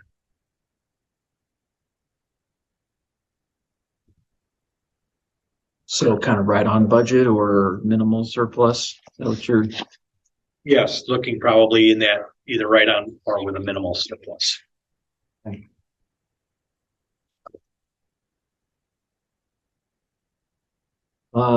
Any just general impressions of how the budget went and unexpected One of the things that revenues or expenses or? One of the things that Lessons learned. Danielle and I did discuss, if you think about it, we're running summer school, 2 summer schools in the same fiscal year, which has an impact on some of the budgeting, because last year we ran it in July, Oh, okay. which is 3-4 fiscal year, and this year we're running it in June, which is the end of the 3-4 fiscal year. So we basically have 2 summer schools that hit in this month or hit in this fiscal year. So that's a difference that would have an impact on the budget. We're comfortable where we are, that there's monies that are available to make sure that happens. In the budget document for May of 24, there were a couple of areas that had negative balances. Some of that was some prepaying some things there, and there was budget monies that will be transferred. One of them was like an insurance, and Danielle had shared out that was with an additional vehicle. We paid for a little bit more vehicle insurance on the fleet. So there was an increase there that took us a little bit over budget, but we have the budget monies available to transfer so that when the auditors go through, there won't be accounts with a negative balance.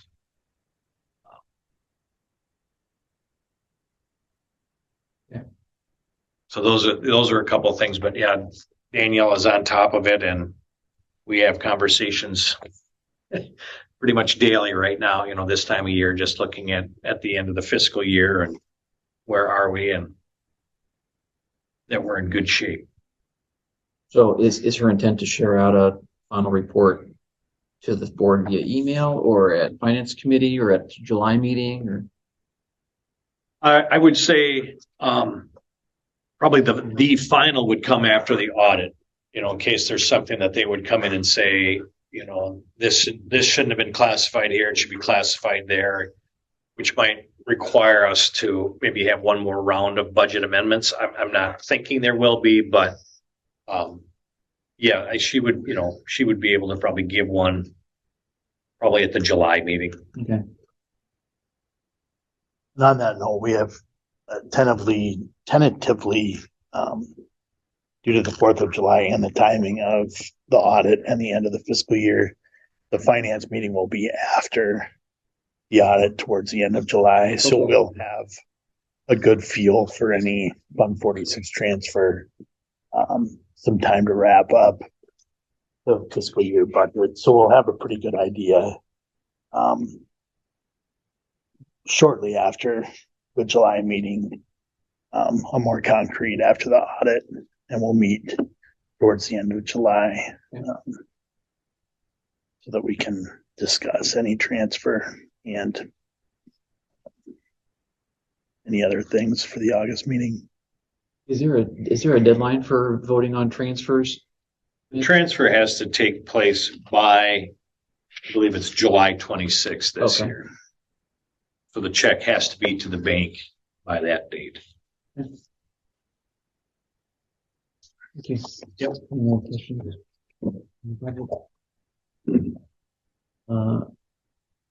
Okay, let's go to committee reports. We had a finance committee. We did, You yes. want to go over that? Yeah, we'll go over a piece of it when we go to the budget. Okay. We briefly discussed the budgets we just looked at and kind of where the deficits were at and why they were there. And just discuss that there would be budget amendments to move numbers around, that we were actually in good shape. And then we move forward to the 24-25 budget, which we will discuss in a little bit, and then briefly talked about strategy for the July meeting and the dates of the July meeting, and understanding when our numbers will be good and accurate, and discussing the strategy for accurate numbers for potential referendum, resolution numbers. And decided maybe late July would be best for that. So, majority was that 24-25 budget, which we'll get to in a little bit.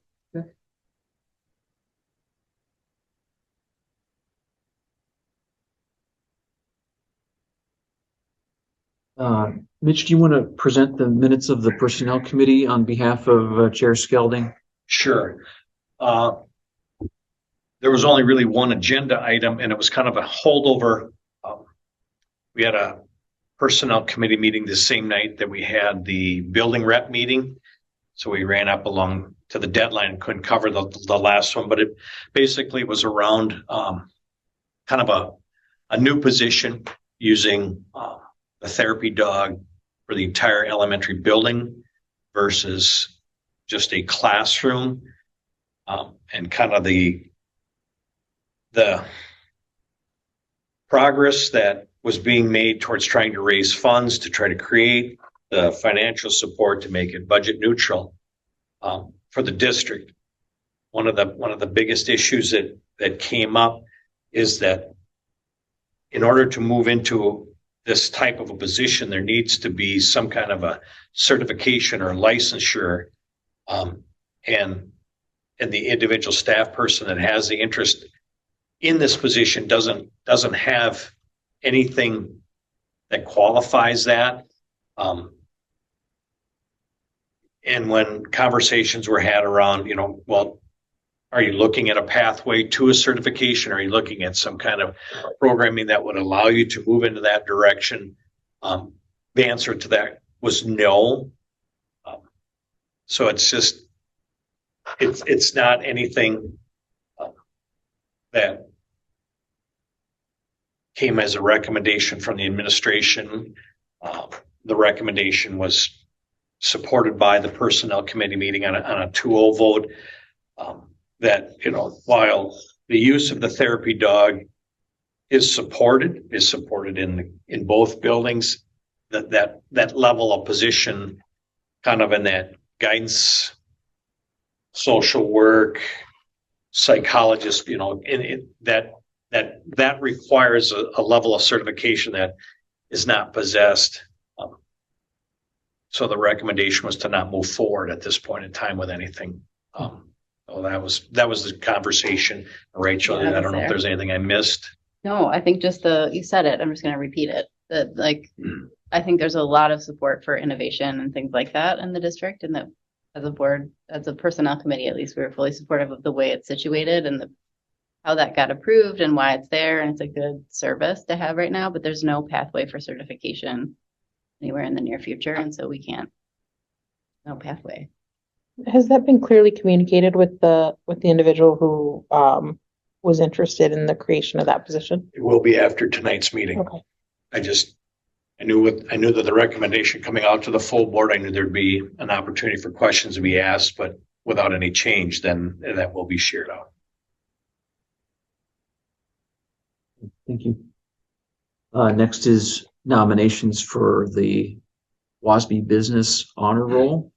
This gets moved up, it seems like, all the time. It used to be in the fall meetings, you would have a conversation, make nominations, and then vote on potential business or businesses that you would nominate. We will need to take action at the July board meeting. So Joelle has a list online as to past WASB Business Honor Roll winners. You cannot repeat any of them. The nice thing is they've gone away, so things like nonprofits, volunteer organizations can be recognized by the board. You don't have to recognize anybody, or you can recognize up to 5 in any given year. So kind of something to think about. Again, review on the website under the board tab is the list of past recipients.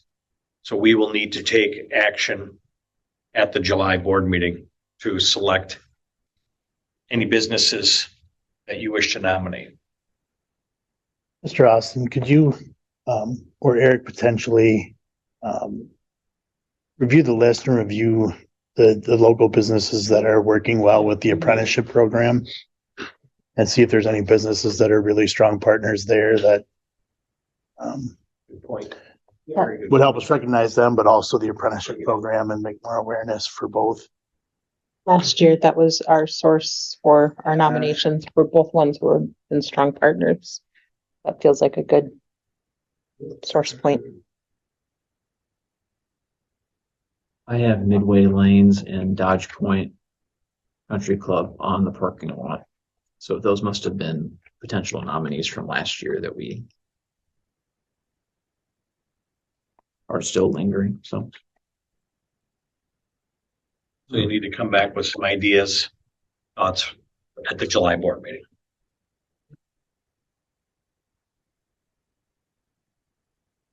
Okay, now we move into action. I will ask that you table agenda item number 1, approve of budget amendments. That requires a 2/3 vote in favor of budget amendments, which requires 5 yes votes. 2/3 of present or 2/3 of? 2/3 of the board? entire board. Board. Okay. That's in board policy. So you don't have enough board members present to take action on the board amendments, or budget amendments, sorry. I will reach out to our auditors just to see, is this something that we need to have a special meeting in June before the end of the fiscal year, or if this is something that can be done at the July board meeting to approve these budget amendments. And I will let all board members know once I have an answer. So I'll take a motion to table the approval of the budget amendments. So moved.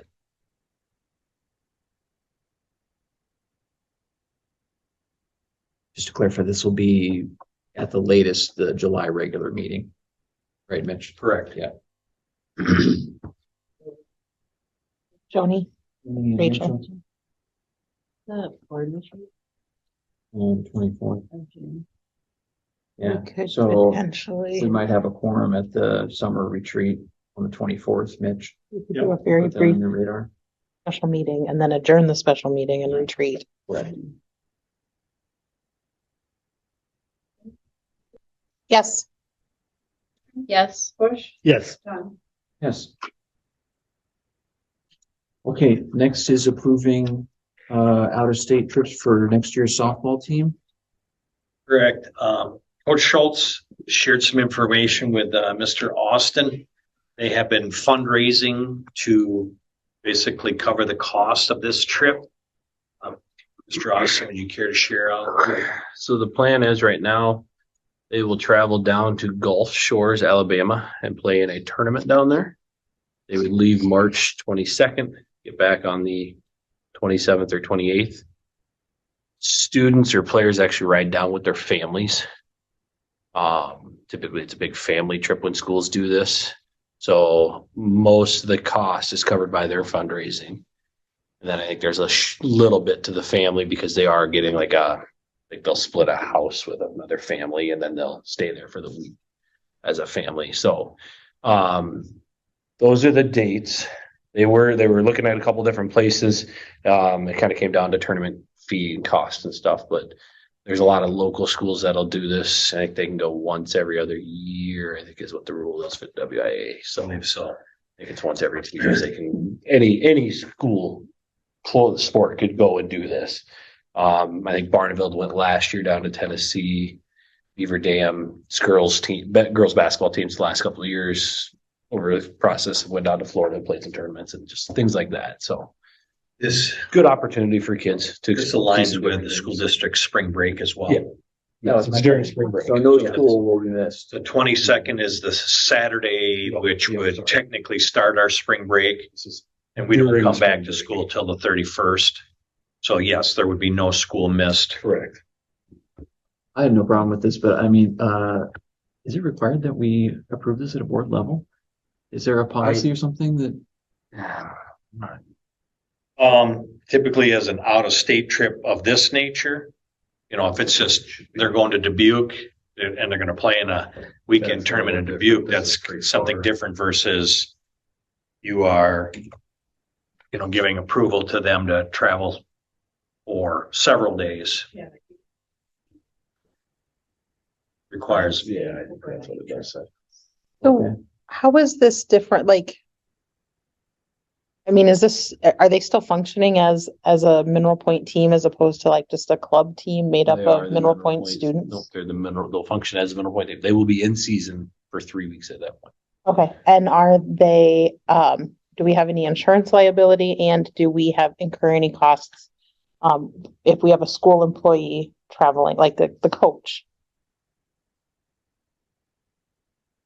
As far as I know, the only cost to us is the tournament fee, which would Okay. be no different than them going to Orangeville and us playing a tournament. Yep. That one's fine. And he was very well conscious of which one's the cheaper tournament fee there too, because they can get outrageous, as I'm Yep. sure you know. I don't believe so. I think the only thing that we are budgeting for this is the tournament fee, which would be no different than them going to Orangeville, which is one of the tournaments they typically try to go to. That one's in Illinois though, and that one typically gets canceled because it's during that time. Beginning of the snow spring season. Families are driving them. From my understanding, families are driving themselves, so they would not be taking school vehicles. They would be taking their own vehicles and stuff.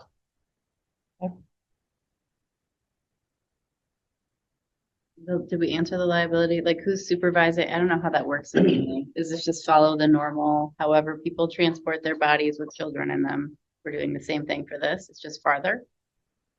Yes. Say yes. Yes. Mhm. I would look at this like, when the choir kids went to New York on a bus, the bus company provides the liability insurance. There are students that are being chaperoned by either, staff and or parent chaperones. Then the parents driving cover the liability. I actually Say feel like that. that's a non-example compared to this, right? Right. Yeah. Yeah, They would be. they would be as far, yeah. We would need them to verify that they have valid insurance, Yeah, and we're talking 11 to 15 kids, That's 11 to 15 families potentially. or a family with 4 No. kids in their. One family's got 2. That's it, he's got 2. One family has 2 kids. Are you taking? We can put them all with Tom. Other You families. just said, I guess I'm going on a trip next year, so I don't think Yeah. you know how to find that. Not their fundraising? This is all the fundraising they do as a team, so it's, yeah. But we're just trying to get you a spring break. Okay, I'll take a motion to approve this trip as requested.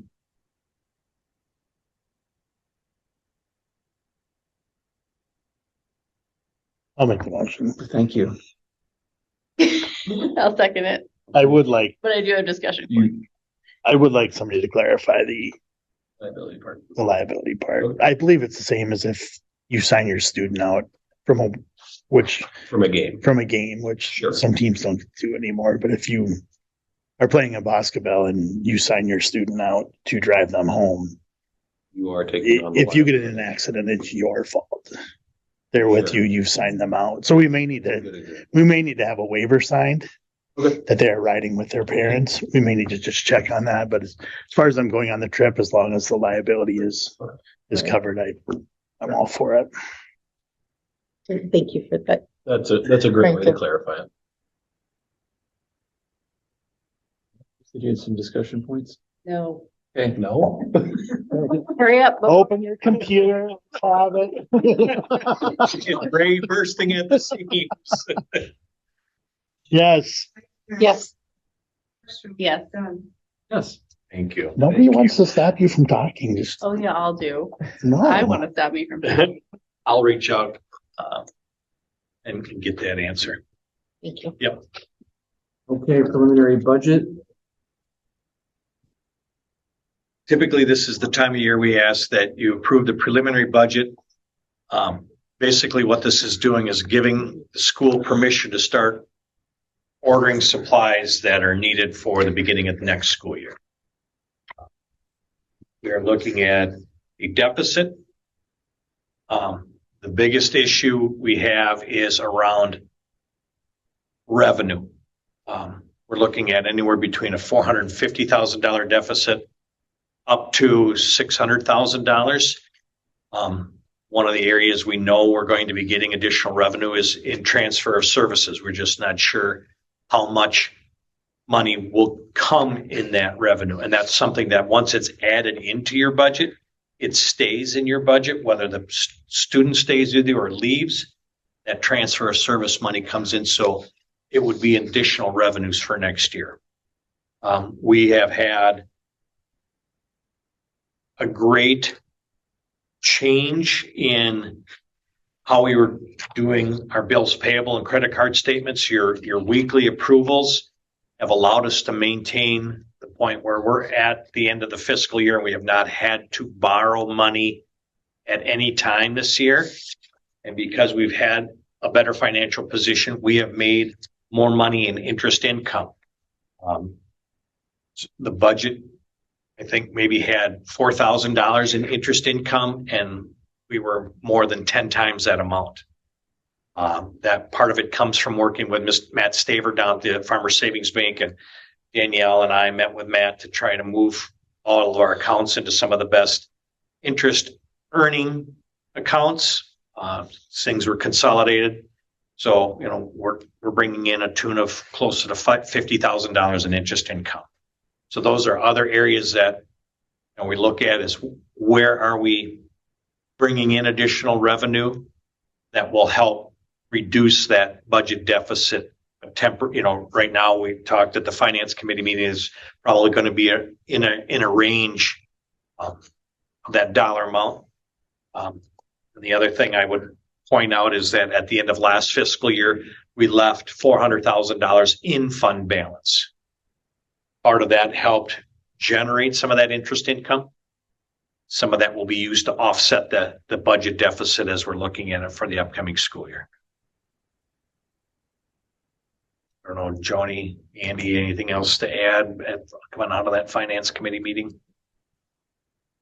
I think the big thing with the range is, like Mitch says, it's the revenues and some of the unknowns, and some of the conservative. We just tried to stay conservative with our estimates again. So hope for the best in October that it's a little lower, but we'd rather be conservative and have expectations and then adjust like we were able to do a year ago, once we found out we were in a better position than to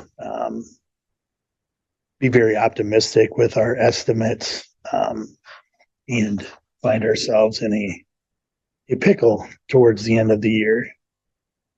So the committee recommended, you know, based on that range and with the knowledge that we did move some money forward and with the history of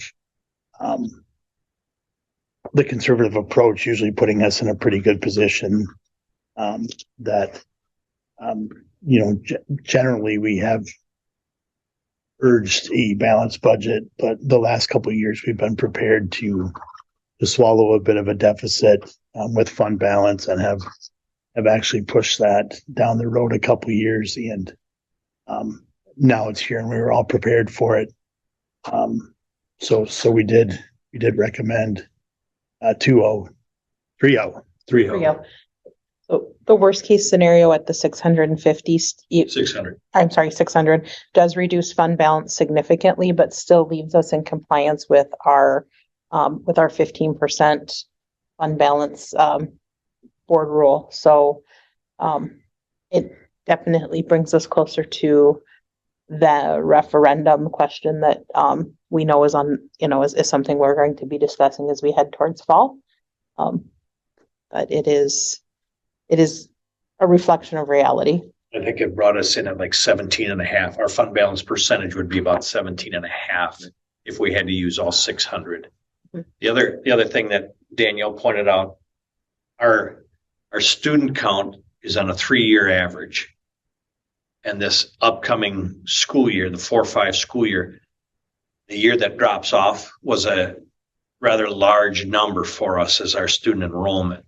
So the last 2 years have been flat. So we know that if there's a reduction, we'll at least have what they call hold harmless. There'll be some additional state aid this first year and maintain basically the same amount of revenue from the state legislature from Madison for this 4-5 fiscal year. That's for hold harmless is one fiscal year Correct. and Then you have then that kind of steps down. Needing to spend fund balance. Our school district gets reimbursed at 22.59%. So just under 23 cents on the dollar. So whatever we need to spend out of our fund balance, we're going to get additional state aid the following fiscal year to the tune of 0.2259 per dollar. So if it was at 160, or sorry, not 160, if it was at 500,000, we're talking about another $120,000 in additional revenue out of Madison that upcoming fiscal year. I'll take a motion to approve the preliminary budget as presented. So moved. second. This is basically the first time since I've been on the board that we've knowingly passed a deficit going in, except for last year we thought it might be a deficit, and then it got neutralized by a recalculation. Right. By increased state aid, increased property valuations, things like that, changed our revenue outlook. Mm-hmm. From our initial conservative, I want to say June 15th, I think the number might be out there. Again, you really can't rely on that number. You got to use the October number. So this is, yes, that first time. We did talk about, in finance committee, there would be things we could do to make this deficit look smaller, things that we've done in the past, like taking our maintenance budget down to 0 and then hoping that nothing breaks, or if it does break, using fund, 46 to cover it. And those are some of the games we've played in the past to make sure that we had a balanced budget or going in. This is eyes wide open. We know this is negative. We could try to minimize it or make it look smaller, but what we're putting on the table is accurate to the best of our knowledge at this point. So we're not trying to play the games of, moving money around or tweaking things, but being very honest that we're going into this year in a deficit mode. We kind of reviewed and discussed the board knowledge of the board history, that we definitely are conservative with our numbers and just leaving them there. There's like interest income we could have adjusted because that's going to be a little higher. The last few years, our Medicare claims through Compass Care have been really good, but those tuition things are not from options guaranteed.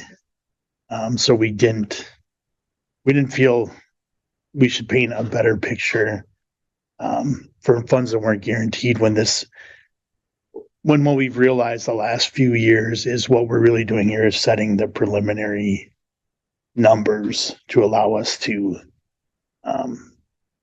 pay bills in July, right? Start paying people, make decisions off of those, but these are not the hard and fast numbers. And we do expect them to move some by October. Once we gain a little more knowledge from the state. So, we're in deficit mode either way, but it's not extreme panic mode yet. Mm-hmm. I appreciate that we're not trying to pretend that it's not any kind of mode. Like because then you hit a really steep, we would hit a really steep cliff 2 years from now. That's like terrifying. And part of this, when they talked about the fiscal cliff, when you say that, they talk about the COVID and it's a fiscal cliff. That ESSER money, that COVID money is done. So what you see is what you get. I can't compensate somebody using that grant money any longer. They're important staff positions for benefit of our students, both socially, emotionally, and educationally. We're trying to do this and provide that best education possible. There's no grant monies to cover those things anymore. So we are, in essence, at that fiscal cliff.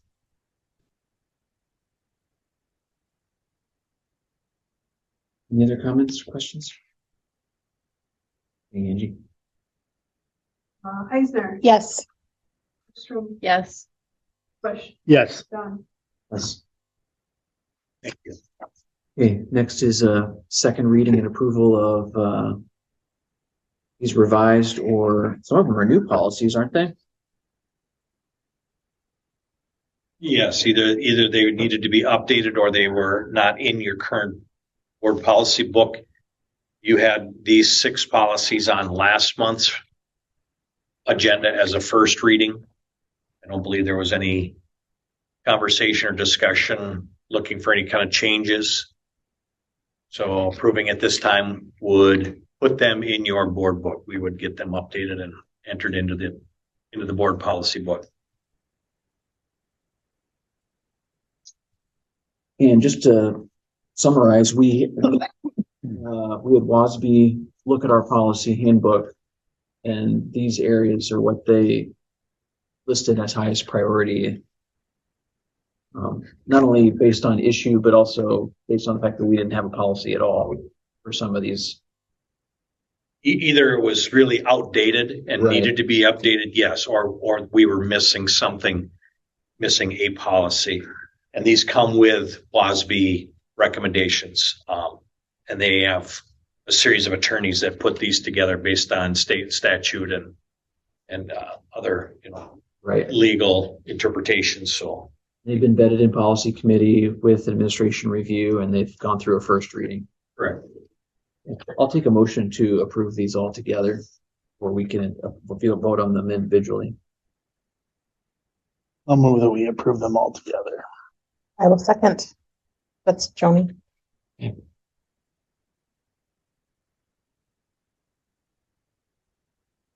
Thoughts? Oh, Comments? wait. You're perusing it. Well, because I think, are the samples supposed to come out of the final version? Yes, the editing comments will come out. Okay, I Yeah. thought they were gonna come out before now and this was it and it's done. Like where it says rule 2, it will become our policy. So the editing, Okay, there's like a lot of them in here, little like asterisks and things like that, so you're aware? yeah. Okay. Great. That might be a good practice to follow, is just to have the edits done before the second reading. Unless we have an inability there's a reason why we can't do that. We should be able to. Okay. Any other questions or discussion? Bush, Yes. Eisner, Yes. Bergstrom, Yes. Dunn. Yes. Okay, school fees for next year. There was a recent update. So in your board packet, you should see online, it's in yellow, but in your board packet, Also is yellow. it yellow? Okay, perfect. Perfect. So those are the areas where there are some additions and or changes. These recommendations coming forward.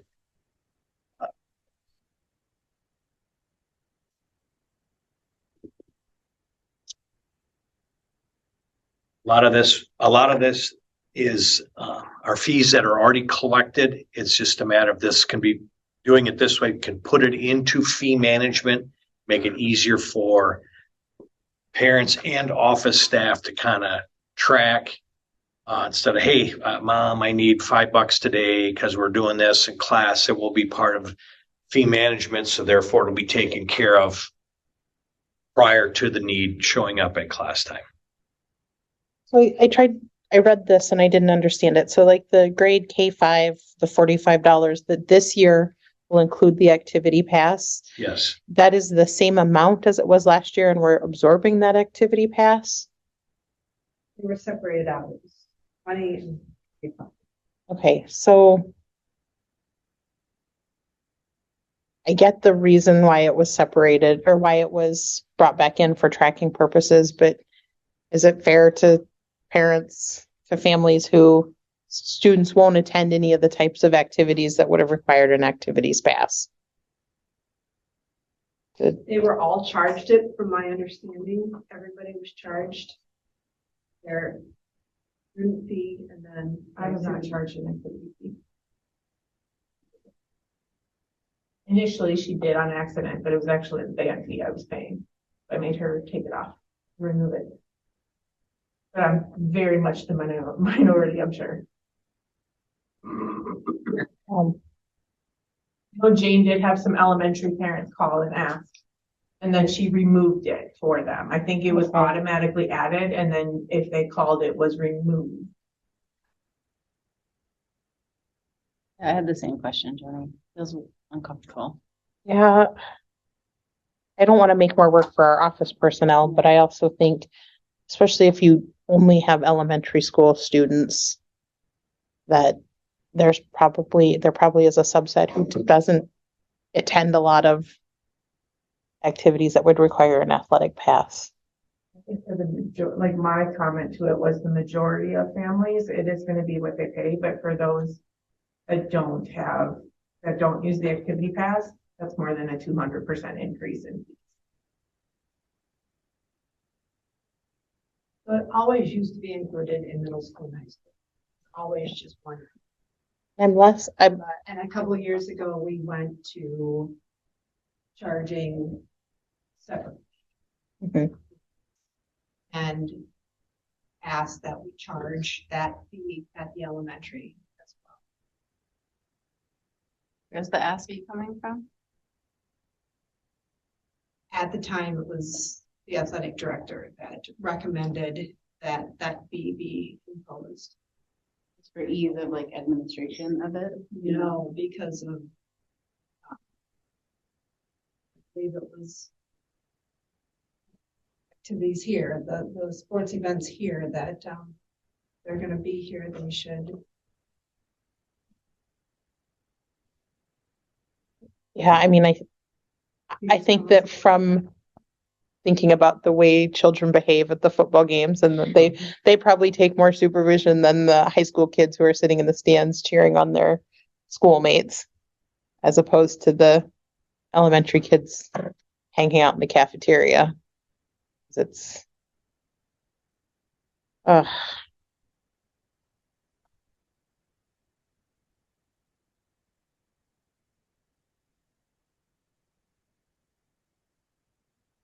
Is it fair to make the K5 activity pass be lower than for middle school, high school?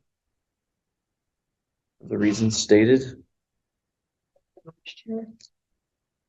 Well, it was an opt-in last year, but it's 25 for every. Sure it was charged to all students last year. Jane removed them if Yeah, I families think called. they called in and they were not. If they disadvantaged status, then Oh, so they don't apply ever. But if you fill out the form, you don't have to argue that you shouldn't pay them, you just don't pay them.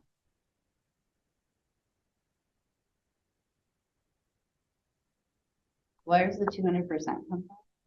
Increase? Well, so for like my own, I only paid his school fee. We did not do an activity pass because he does not come up unless he's playing for band.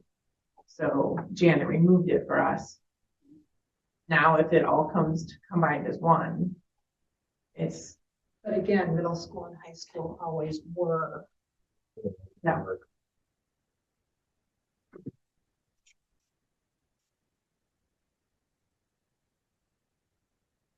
And if you allow an opt-out, then you have to track who's opted out at every game, right? In case they come. That's the tedious part, yeah.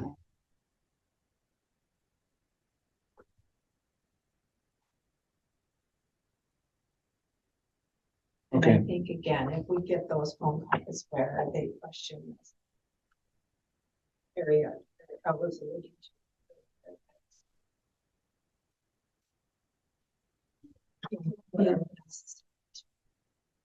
These are in comparison to other schools, because I feel like our registration fee is a lot less than I pay there. Yeah, I don't know that I don't know if I have any access to that. You know, it's not one of the surveys that like district administrators have filled out, but it's something I could certainly. I don't think that number has increased.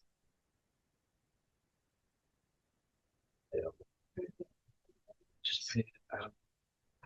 You know, at your conference meetings, do they talk about? So the only thing we've talked about at the conference meetings is more admission price for adults. Or for The ticket visitors. price. There are some schools, and actually I mentioned this to Mitch, that have the conference that they went to, if you fill out the free reduce application, and they'll actually give you a family pass, filling that out for the athletic stuff, waive that. We I do don't know that if that's- too, right? Or What's no? that? We don't do that? I thought we just said we did do that. Yeah, free and reduced. No, this would be a family pass though. We do a student.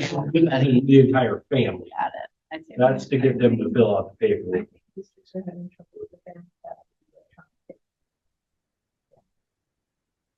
Yeah, but we do both still. So. I don't know. That's a very good point though, now you bring it up. Yes, we do that for the kids, but they're giving out the family pass, so on top of that, they'll also give out the extra. I don't think our base function. Go back, I have to go back and review our schedules, but I thought that was your question, our fees. Yeah, Our instructional. and I'm not sure when the last time that went up.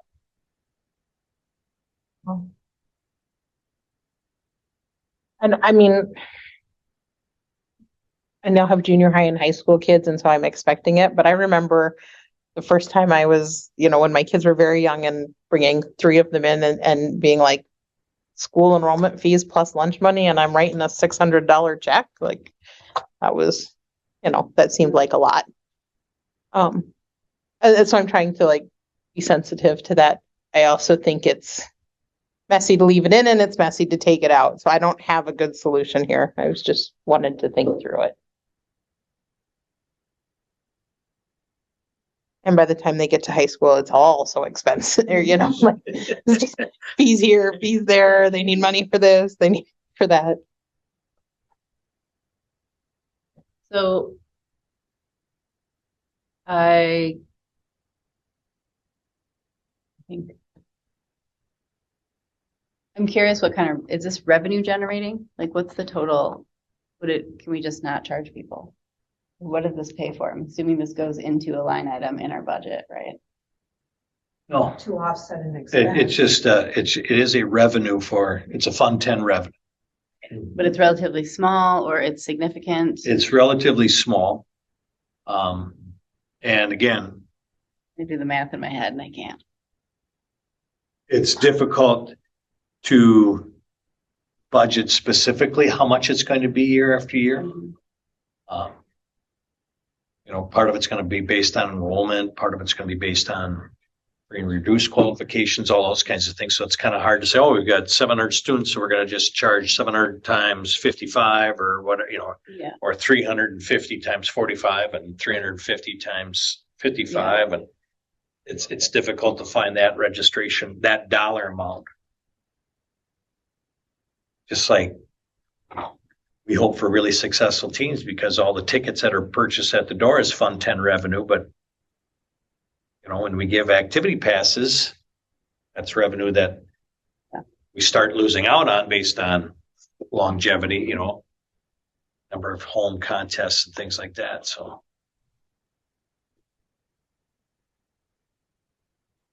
Well, I'd take a motion to approve the fee schedule or a revised fee schedule. A motion to approve the fee schedule as written or recommended. I'll second.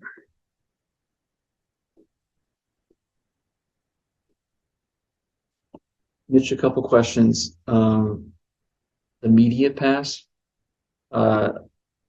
Media class, sorry, the media fee, yep, uh, is a reduction. from Okay. last year. but your logic was there's more classes and more materials, and more supplies needed. So I thought you'd say, so I'm recommending an increase in fee. So is it because there's more students? There's more students and we're trying to find ways to make it cost effective. So that's why there was a reduction because it was 20 last year, it's down to 15 this year. And yes, we still have more equipment, we're still doing things, but again, how to help offset and allow for, that not to be cost prohibitive to students. Okay, got it. My other question was just with school lunch fees. Do you feel like with us taking all the nutrition in-house that the current fees are going to be enough to sustain us with predicted food prices and? We'll get an update from the DPI, because they'll look at what are you charging per student, and there has to be that ratio. You have to be so close, and then you can only move it up so much per year. So right now, in my conversations, we were content. We felt comfortable leaving it as is. The only thing that right now would make us adjust it would be if the DPI were to come in and say, you need to adjust this. Last year, I think the only thing we had to do was adjust our adult lunches. Usually they would say that by this meeting though, right? Oh, really? Okay. Okay. Yeah, so I think we made that adjustment in July last year. Okay, got it. That's all I had. Anybody else? Ekstrom, Yes. Bush, Yes. Eisner, Yes. Stone. Yes. Okay, next is selecting the bank for the line of credit for the upcoming school year. So I put out a request for proposal to both our local banks, Mountain City and Farmers. They submitted their proposals back. It is for a credit line of $1.5 million. As I stated this year, we have not had to use that at all, so we've not paid any interest to, in this case, it was Farmer Savings Bank is who we had that line of credit with. Typically, when we do have to make a draw on it, we get it paid back usually within a month, so about 30 days, because all of it depends on the timing of when we get either our state aid payment or tax payments that go right back in. And once we get those, we pay off the need or pay off the loan that we've taken. I recommend for the 24-25 school year that we go with Farmer Savings Bank. Their proposal came in at 4.25%. It was almost 0.75% lower than Mountain City. So I recommend going with Farmer Savings Bank again for the 24-25 school year. With that motion? So moved. Second. Does Farmer Savings has been very good to work with as far as helping us increase our interest income. You've explained before how we made that happen. If we chose to go with someone else for our line of credit, would we lose that opportunity? No, we maintain the checking accounts for the district and things are all maintained through Farmers and have been throughout time. So, And again, this year they made no money off of us. They had the lower interest rate for the 3-4 fiscal year. And they made nothing off of it because we didn't have to borrow any money. It's just the pots of money. So like when we get a state aid payment, it goes into, it's direct deposit into Farmer Savings Bank. That would not change for us. And therefore we would still be generating similar levels of interest. Oh, thank you. Yep. There's no annual fees or anything that. No. Yes. Angie? Is there? Yes. Bergstrom? Yes. Bush? Yes. Donnie? Yes. Okay, approving purchases over $10,000. So we have 3 items. 2 of them are our math curriculum pieces, the Big Ideas math curriculum. One for the high school, which would be algebra, geometry, and algebra 2. Yep.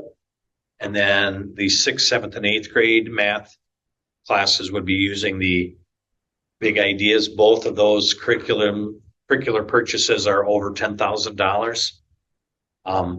One of them would be offset by a grant that needs to be spent out, grant monies that need to be spent out. And no, it's not ESSER, but it was kind of ESSER related. It was money from the governor. He just said, I'm giving this X amount to schools. We have enough money left over in that grant that would cover the cost of one of those 2 curriculums. The third item is an updated CNC machine. The majority of that cost will be offset when we get the CTE Youth Apprenticeship grant monies returned. So we get X amount per student.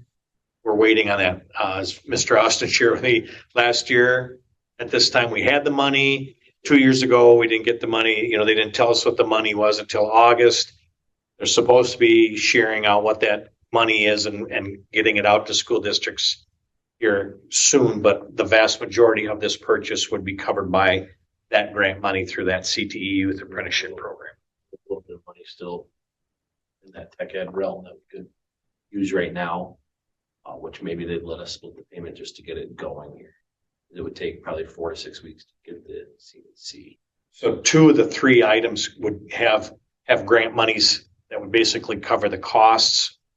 The third one, we have district monies still available in the budget that we can cover that cost. For the math curriculum for the high school, is that they've been using the Big Ideas, right? This is just So updating this or, is the newest version of it. okay, And so basically when we purchased it last time, it was for 6 years. You okay, get the online platform for 6 years. This is another 6 years purchase. okay, So this cost will cover the next 6 years. It covers a classroom set of books. Every kid still has access to the book directly online. Okay. Same thing with the middle school. It's a 6-year cost is what it is. So they continue to. Yeah, so if you divide it out over 6 years, you're looking at $2,500 a year, basically. It's like 13,000 something, I think. Not quite 2,500. 250. How much is the CNC machine? 14. Right around, yeah. In that ballpark? Yes, that's so this is an industrial size. This is a 4 foot by 8 foot industrial size. We're actually trying to, when we purchase equipment, we're trying to make sure we buy stuff that is 1, worth it. And 2, that we're giving kids the experience, right? That's the big thing is we have a little one you can do roughly, or 12 by 12 inches or 18 by 18 inches. So it's a really small one. This would be a 4 foot by 8 foot wood CNC, or it could do plastic, I believe as well. And what does it do, Matt? So CNC, like if you wanted to make those letters for the read sign up there, you could put a 4 foot by 8 foot piece of plywood on this and it would cut those out for you. You program it and cut those out. giant cricket machine. Yeah.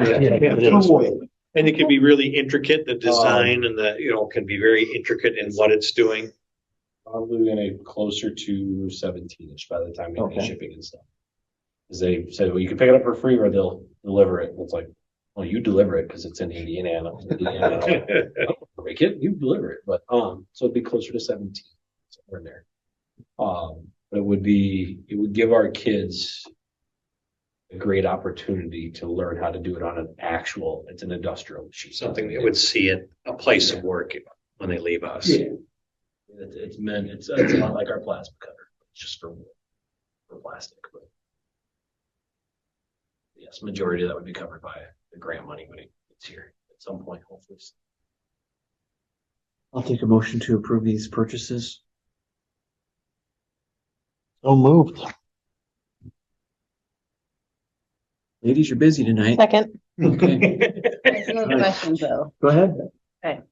So I don't understand. So the Big Idea curriculum is just an upgrade of what they used to use. So right now they use the 2015 version. We Got have It's like does actually expectation. Big Ideas did a poor job of informing us. They gave us the rest of this year, I think, free. We were actually supposed to update the high school one last year. But they didn't tell us. It cut off January 13th. I was on the phone with them. But they gave us the rest of this year for free. But because they knew we were coming back to that. This would be, I think, for the high school, it's the 2022 version. Is the newest one there. The middle school is still working on whether it's going to be the 2022 or 2025. The 25 version, they are still adding elements to that, so it's not fully built by the company. They're looking at both. Yeah, I mean, just return on investment wise, like our biggest investment is the actual teachers in the classroom. Yeah. And to make their job absolutely as possible, investing in the right instructional materials that This is are what they would. designed. Yeah. This particular company does not have an awesome track record, we'll just say, in terms of alignment to the standards. And people might love it. I'm just saying it out loud. Can't look away. So it's your call. I just want to make sure the vetting and the research has been done in terms of the rigor of what teachers have access to compared to what they might not know they could have access to for the same price. This is not a moment to like overhaul your curriculum. I think especially at the high school level, and it's more continuity across the 6th through 12th, using the same thing as the elementary. Like elementary goes K through 5, the same thing, right? So at the high school level in algebra and geometry, we are seeing major gains in their math skills. If you actually look at our testing data and where they're gaining, math has been very strong for us as we move through those. And 100%, we have rock star teachers. Yeah. So they might be compensating for materials. And they could be, but I know that Ms. Notham is 100%. We need to continue with Big Ideas because she really likes the platform. There's a lot of good interactive stuff on it. So I get what you're saying, but I would definitely take her recommendation on. Okay. Just had to frame it or just at least She's ask. a rock star. How much of our curriculum is subscription-based models? Like if something happened and we weren't able to continue to renew subscriptions, like we went to referendum and it didn't pass, would we just have nothing left to teach when our subscriptions, nothing left to teach from? Well, we still technically have the textbook. We just wouldn't have the online. Okay. Is that unique to math or is it across math, across science, across? I think it's, ELA? I don't think it's unique. I remember years ago looking at a social studies curriculum and came to the school board, they approved it. That time we had to buy a textbook for everybody and got the online platform in essence free. If I just wanted to buy a classroom set and then purchase the online platform, it was going to cost the district more money to do it that way. Mm-hmm. So more and more companies are going this route where it's like you get your updates on a yearly basis. So if they make an update, the following school year, it's pushed out through the online version. The textbooks become obsolete after a year or two. The online version is, stays in place. Any other questions, Rachel? No. Okay. I can only try to answer it on the best I can. No, I'm just Like I saying said, that that's where.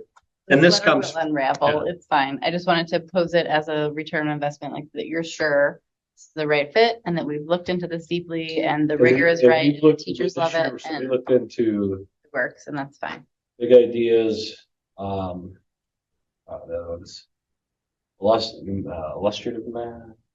There were several at the middle school that it is when. Yeah, we the middle decided- school really went through a bunch of them. We did look at it. It When was we decided illustrative we too. needed a curriculum, And- they did. Brooke could probably talk better about it, but she had a team look through them. Yeah. Well, And I actually, didn't mean to say. no. And when both the middle school and the high school went and they visited Barneville one day too, the whole math team went to see what Barneville was doing because their scores are really good and stuff too. And just kind of looking at it, but a lot of the schools actually do use big ideas around here. So I think that's a nice, good networking situation for them. Yeah, that's true, that there's other teachers with similar content. Yeah. I believe it uses the continuation of math expressions, which It we is, use at which I think is part of the elementary. reason why we. So it's a different Yeah. name, Like- but it's the same program, so the again, coming back to like the vocabulary and the presentation of how it's built sequentially, continuous now across the district. So I'll look for other grants this summer. Help offset costs. Always. Oh, absolutely. Okay, we got a motion and a second.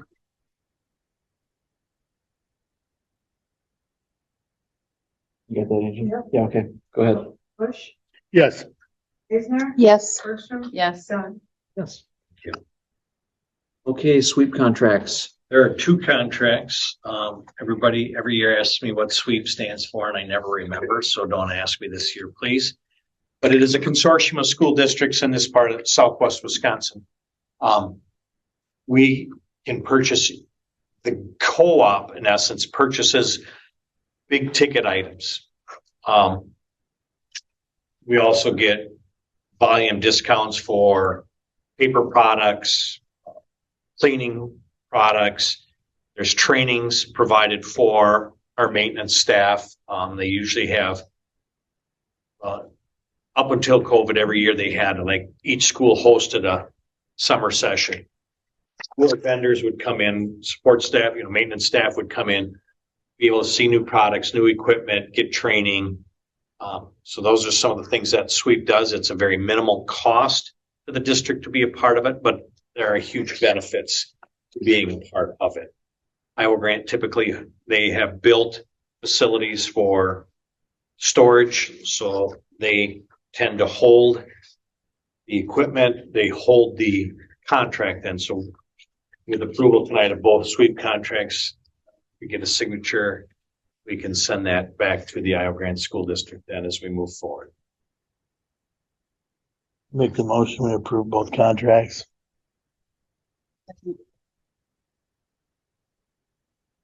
Sorry, did the price go up this year? Yeah. Glad we can't like share online passwords this way.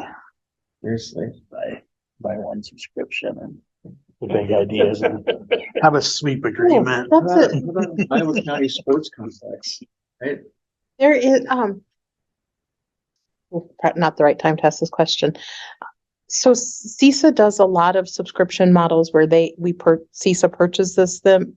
I am not saying this well. We can't do that for our math curriculum, right? Correct. Okay. Yeah. You I knew got what where I you was were- I knew going. where you were Thank you. going. Yeah, no, we All can't. the good stuff with math that we can now, like Like Apex and IXL. Excel and those are the, yeah. That was a huge, that'll be a huge That's a savings. monster.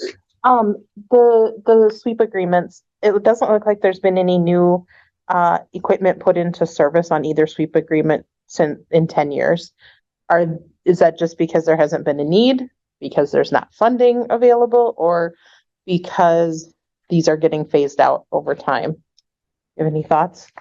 I have not heard that they need replacement, Okay. and maybe they have been, maybe the sweep fees have been, because enough school districts belong to it, that they've just made the purchase. They have their own meetings and make decisions kind of as a group.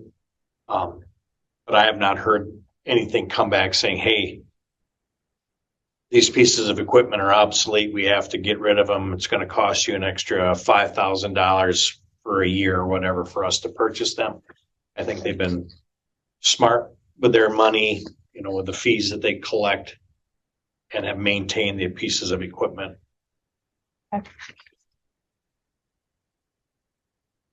Any other questions, comments?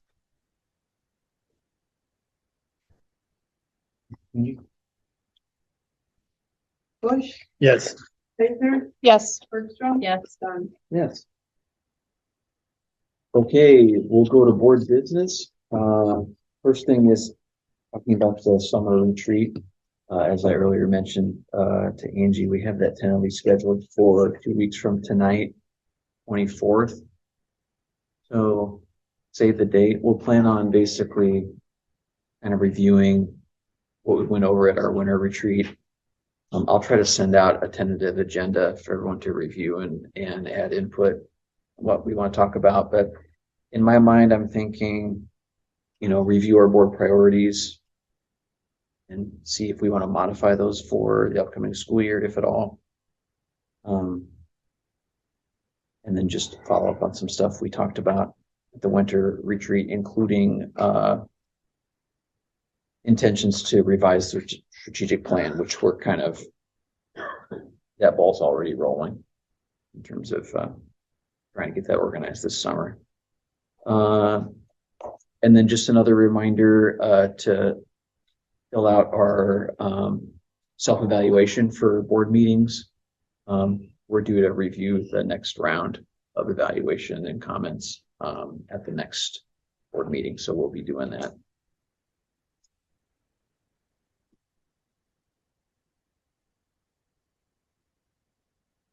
I think that's it for that. Anyone, you want anything else to board business? Okay. All right. Next we'll go to employee services. We'll approve the resignation and retirement. Go ahead, Mitch. Yep, I mentioned these earlier today at the beginning of the meeting on staff recognitions. You'd already taken care of Judy Pelton at a previous board meeting, but Allie Souter, been an outstanding district employee. We wish her the best. And I would recommend approving her resignation with regret and thanks for everything that she's done for the district and the students that go to school. She worked in both buildings throughout the years, and she will be missed. And then the retirement of Ed Justin. Both of these individuals, again, as we said earlier, not easy decisions for anybody. Even Ed retiring, but after 20 years, Ed wishes he could have been here tonight to get the invitation, but he's actually in Green Bay. The Odd Fellows convention is going on right now in Green Bay, so he's there. But Ed had turned in a retirement letter effective the end of June. And again, for thanks and gratitude for all his years of service to the district, I would recommend approving both of these. We're going to post for both of these positions, correct? We're posting for both of these. We have an internal transfer for Ed. We had Rodney Horn, who was 50% and was interested in the full-time, so we've just transferred him in. Okay. So we'll be posting for a 50% Okay. position. And then, yes, we are posting for full-time speech and language to replace Allie. I'll take a motion to approve this resignation and retirement together. Make the motion to approve them both together. I will second with That's gratitude, allowable, right? Okay. with gratitude to both candidates or to both individuals. Angie? Bergstrom, Yes.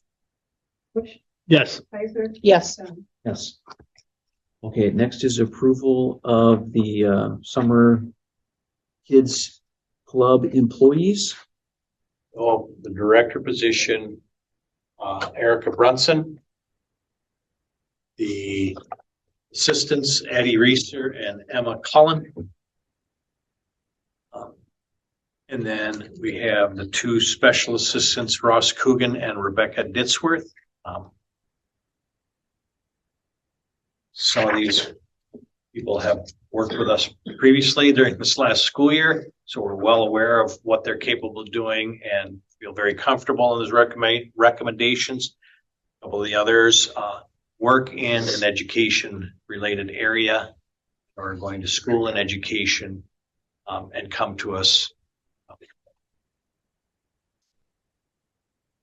with good recommendations and support. And I would recommend approval of all Summer Kids Club employees. I have a question. Would you like me to hold it until we have a motion? We have an all night. All I wanted to say was, in keeping with board practice, we could, I mean, I would entertain a motion to table this till after closed session. We can go into closed session and discuss any of these hires confidentially if any board member wants to do that. Otherwise, I would take a motion to approve these hires altogether or individually. Then we can discuss. I don't feel the need for closed session for any reason. Yes, anyone else does. I'll make the motion that we approve all the hires. Okay. Thank you. Take a second, then we can go into discussion. I will second. Proceed. So the candidate for director, who will be fantastic at it, has a separate summer contract for her other role that she fills within the district. Yep. Do these overlap in any way, or can that all happen at the same, or without us paying her for two roles at the same time? That is correct. We will not be paying for both roles at the same time. There are enough days and times available for her to get both the extended contract that she has covered without also double dipping while being the director. So, yeah. Yeah, and she and I had that conversation prior to even an offer. You know, when she first expressed interest, it's like, and right out of the gate, she's like, yep, I know I have that extended contract and I already know which days, how I will make that work for the benefit of students. So there shouldn't be any kind of a drop off or any kind of a hit to either side of this. We have a sub list. We have one. Okay.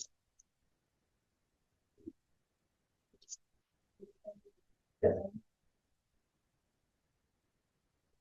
don't know if she's on the list. He is in an educational program, She's comfortable just like a substitute teacher. I believe she actually works today because somebody else wanted to do another today. Yeah, okay. And the hours and the splits are what we've They're currently at what we're looking at. I did talk with Erica last week. Like you, Joni, I think we've been out of school for about 3 months. It seems like off my head. There had been additional enrollments.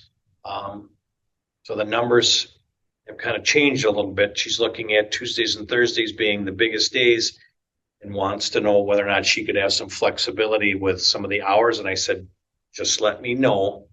We'll go from there. And so we may be adjusting, but right now, yes, the hours are as they were proposed, splitting 40 and 2 at 20. And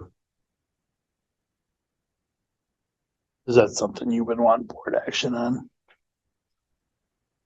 you could give me that authority, or I can just take the authority to say, if this is what we need to make sure the number of students are supervised, we would make that adjustment.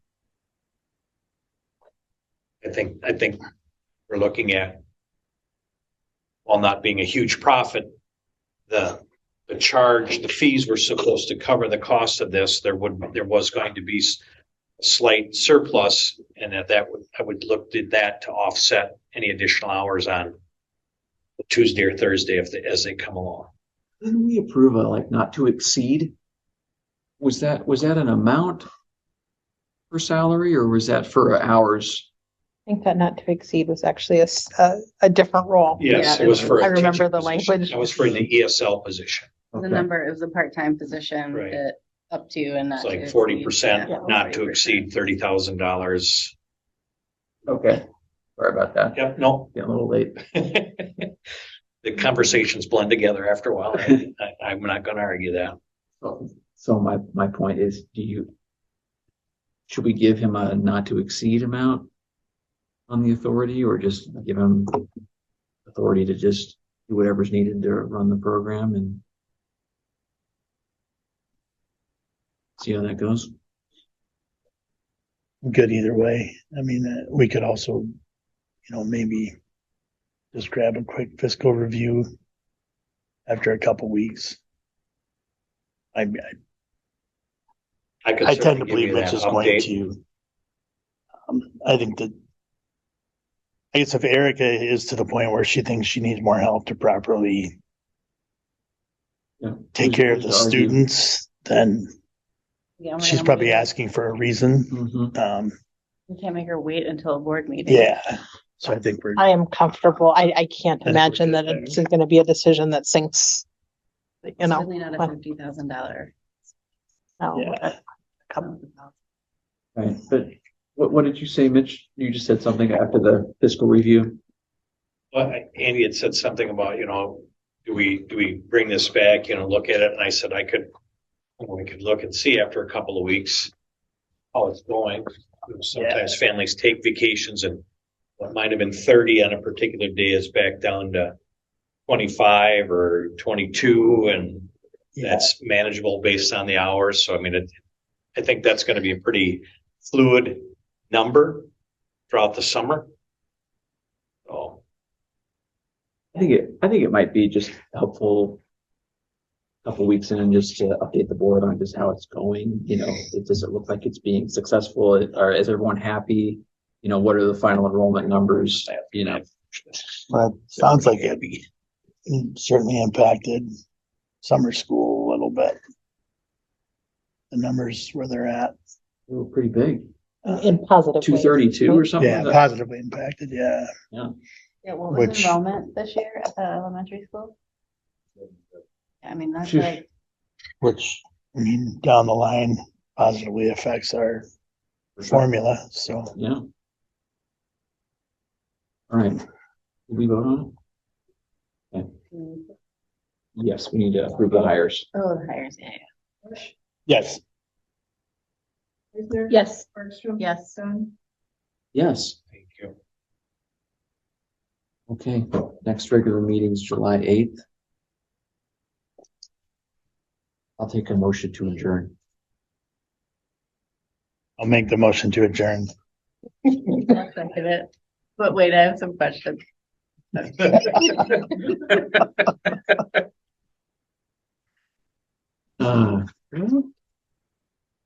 We had a meeting without Will and Christine and Justin. I just And took, it I was just good. needed to fill. Okay, all in I was- favor of adjourning the meeting, say Aye. aye. I. Opposed? Okay, thank you. So.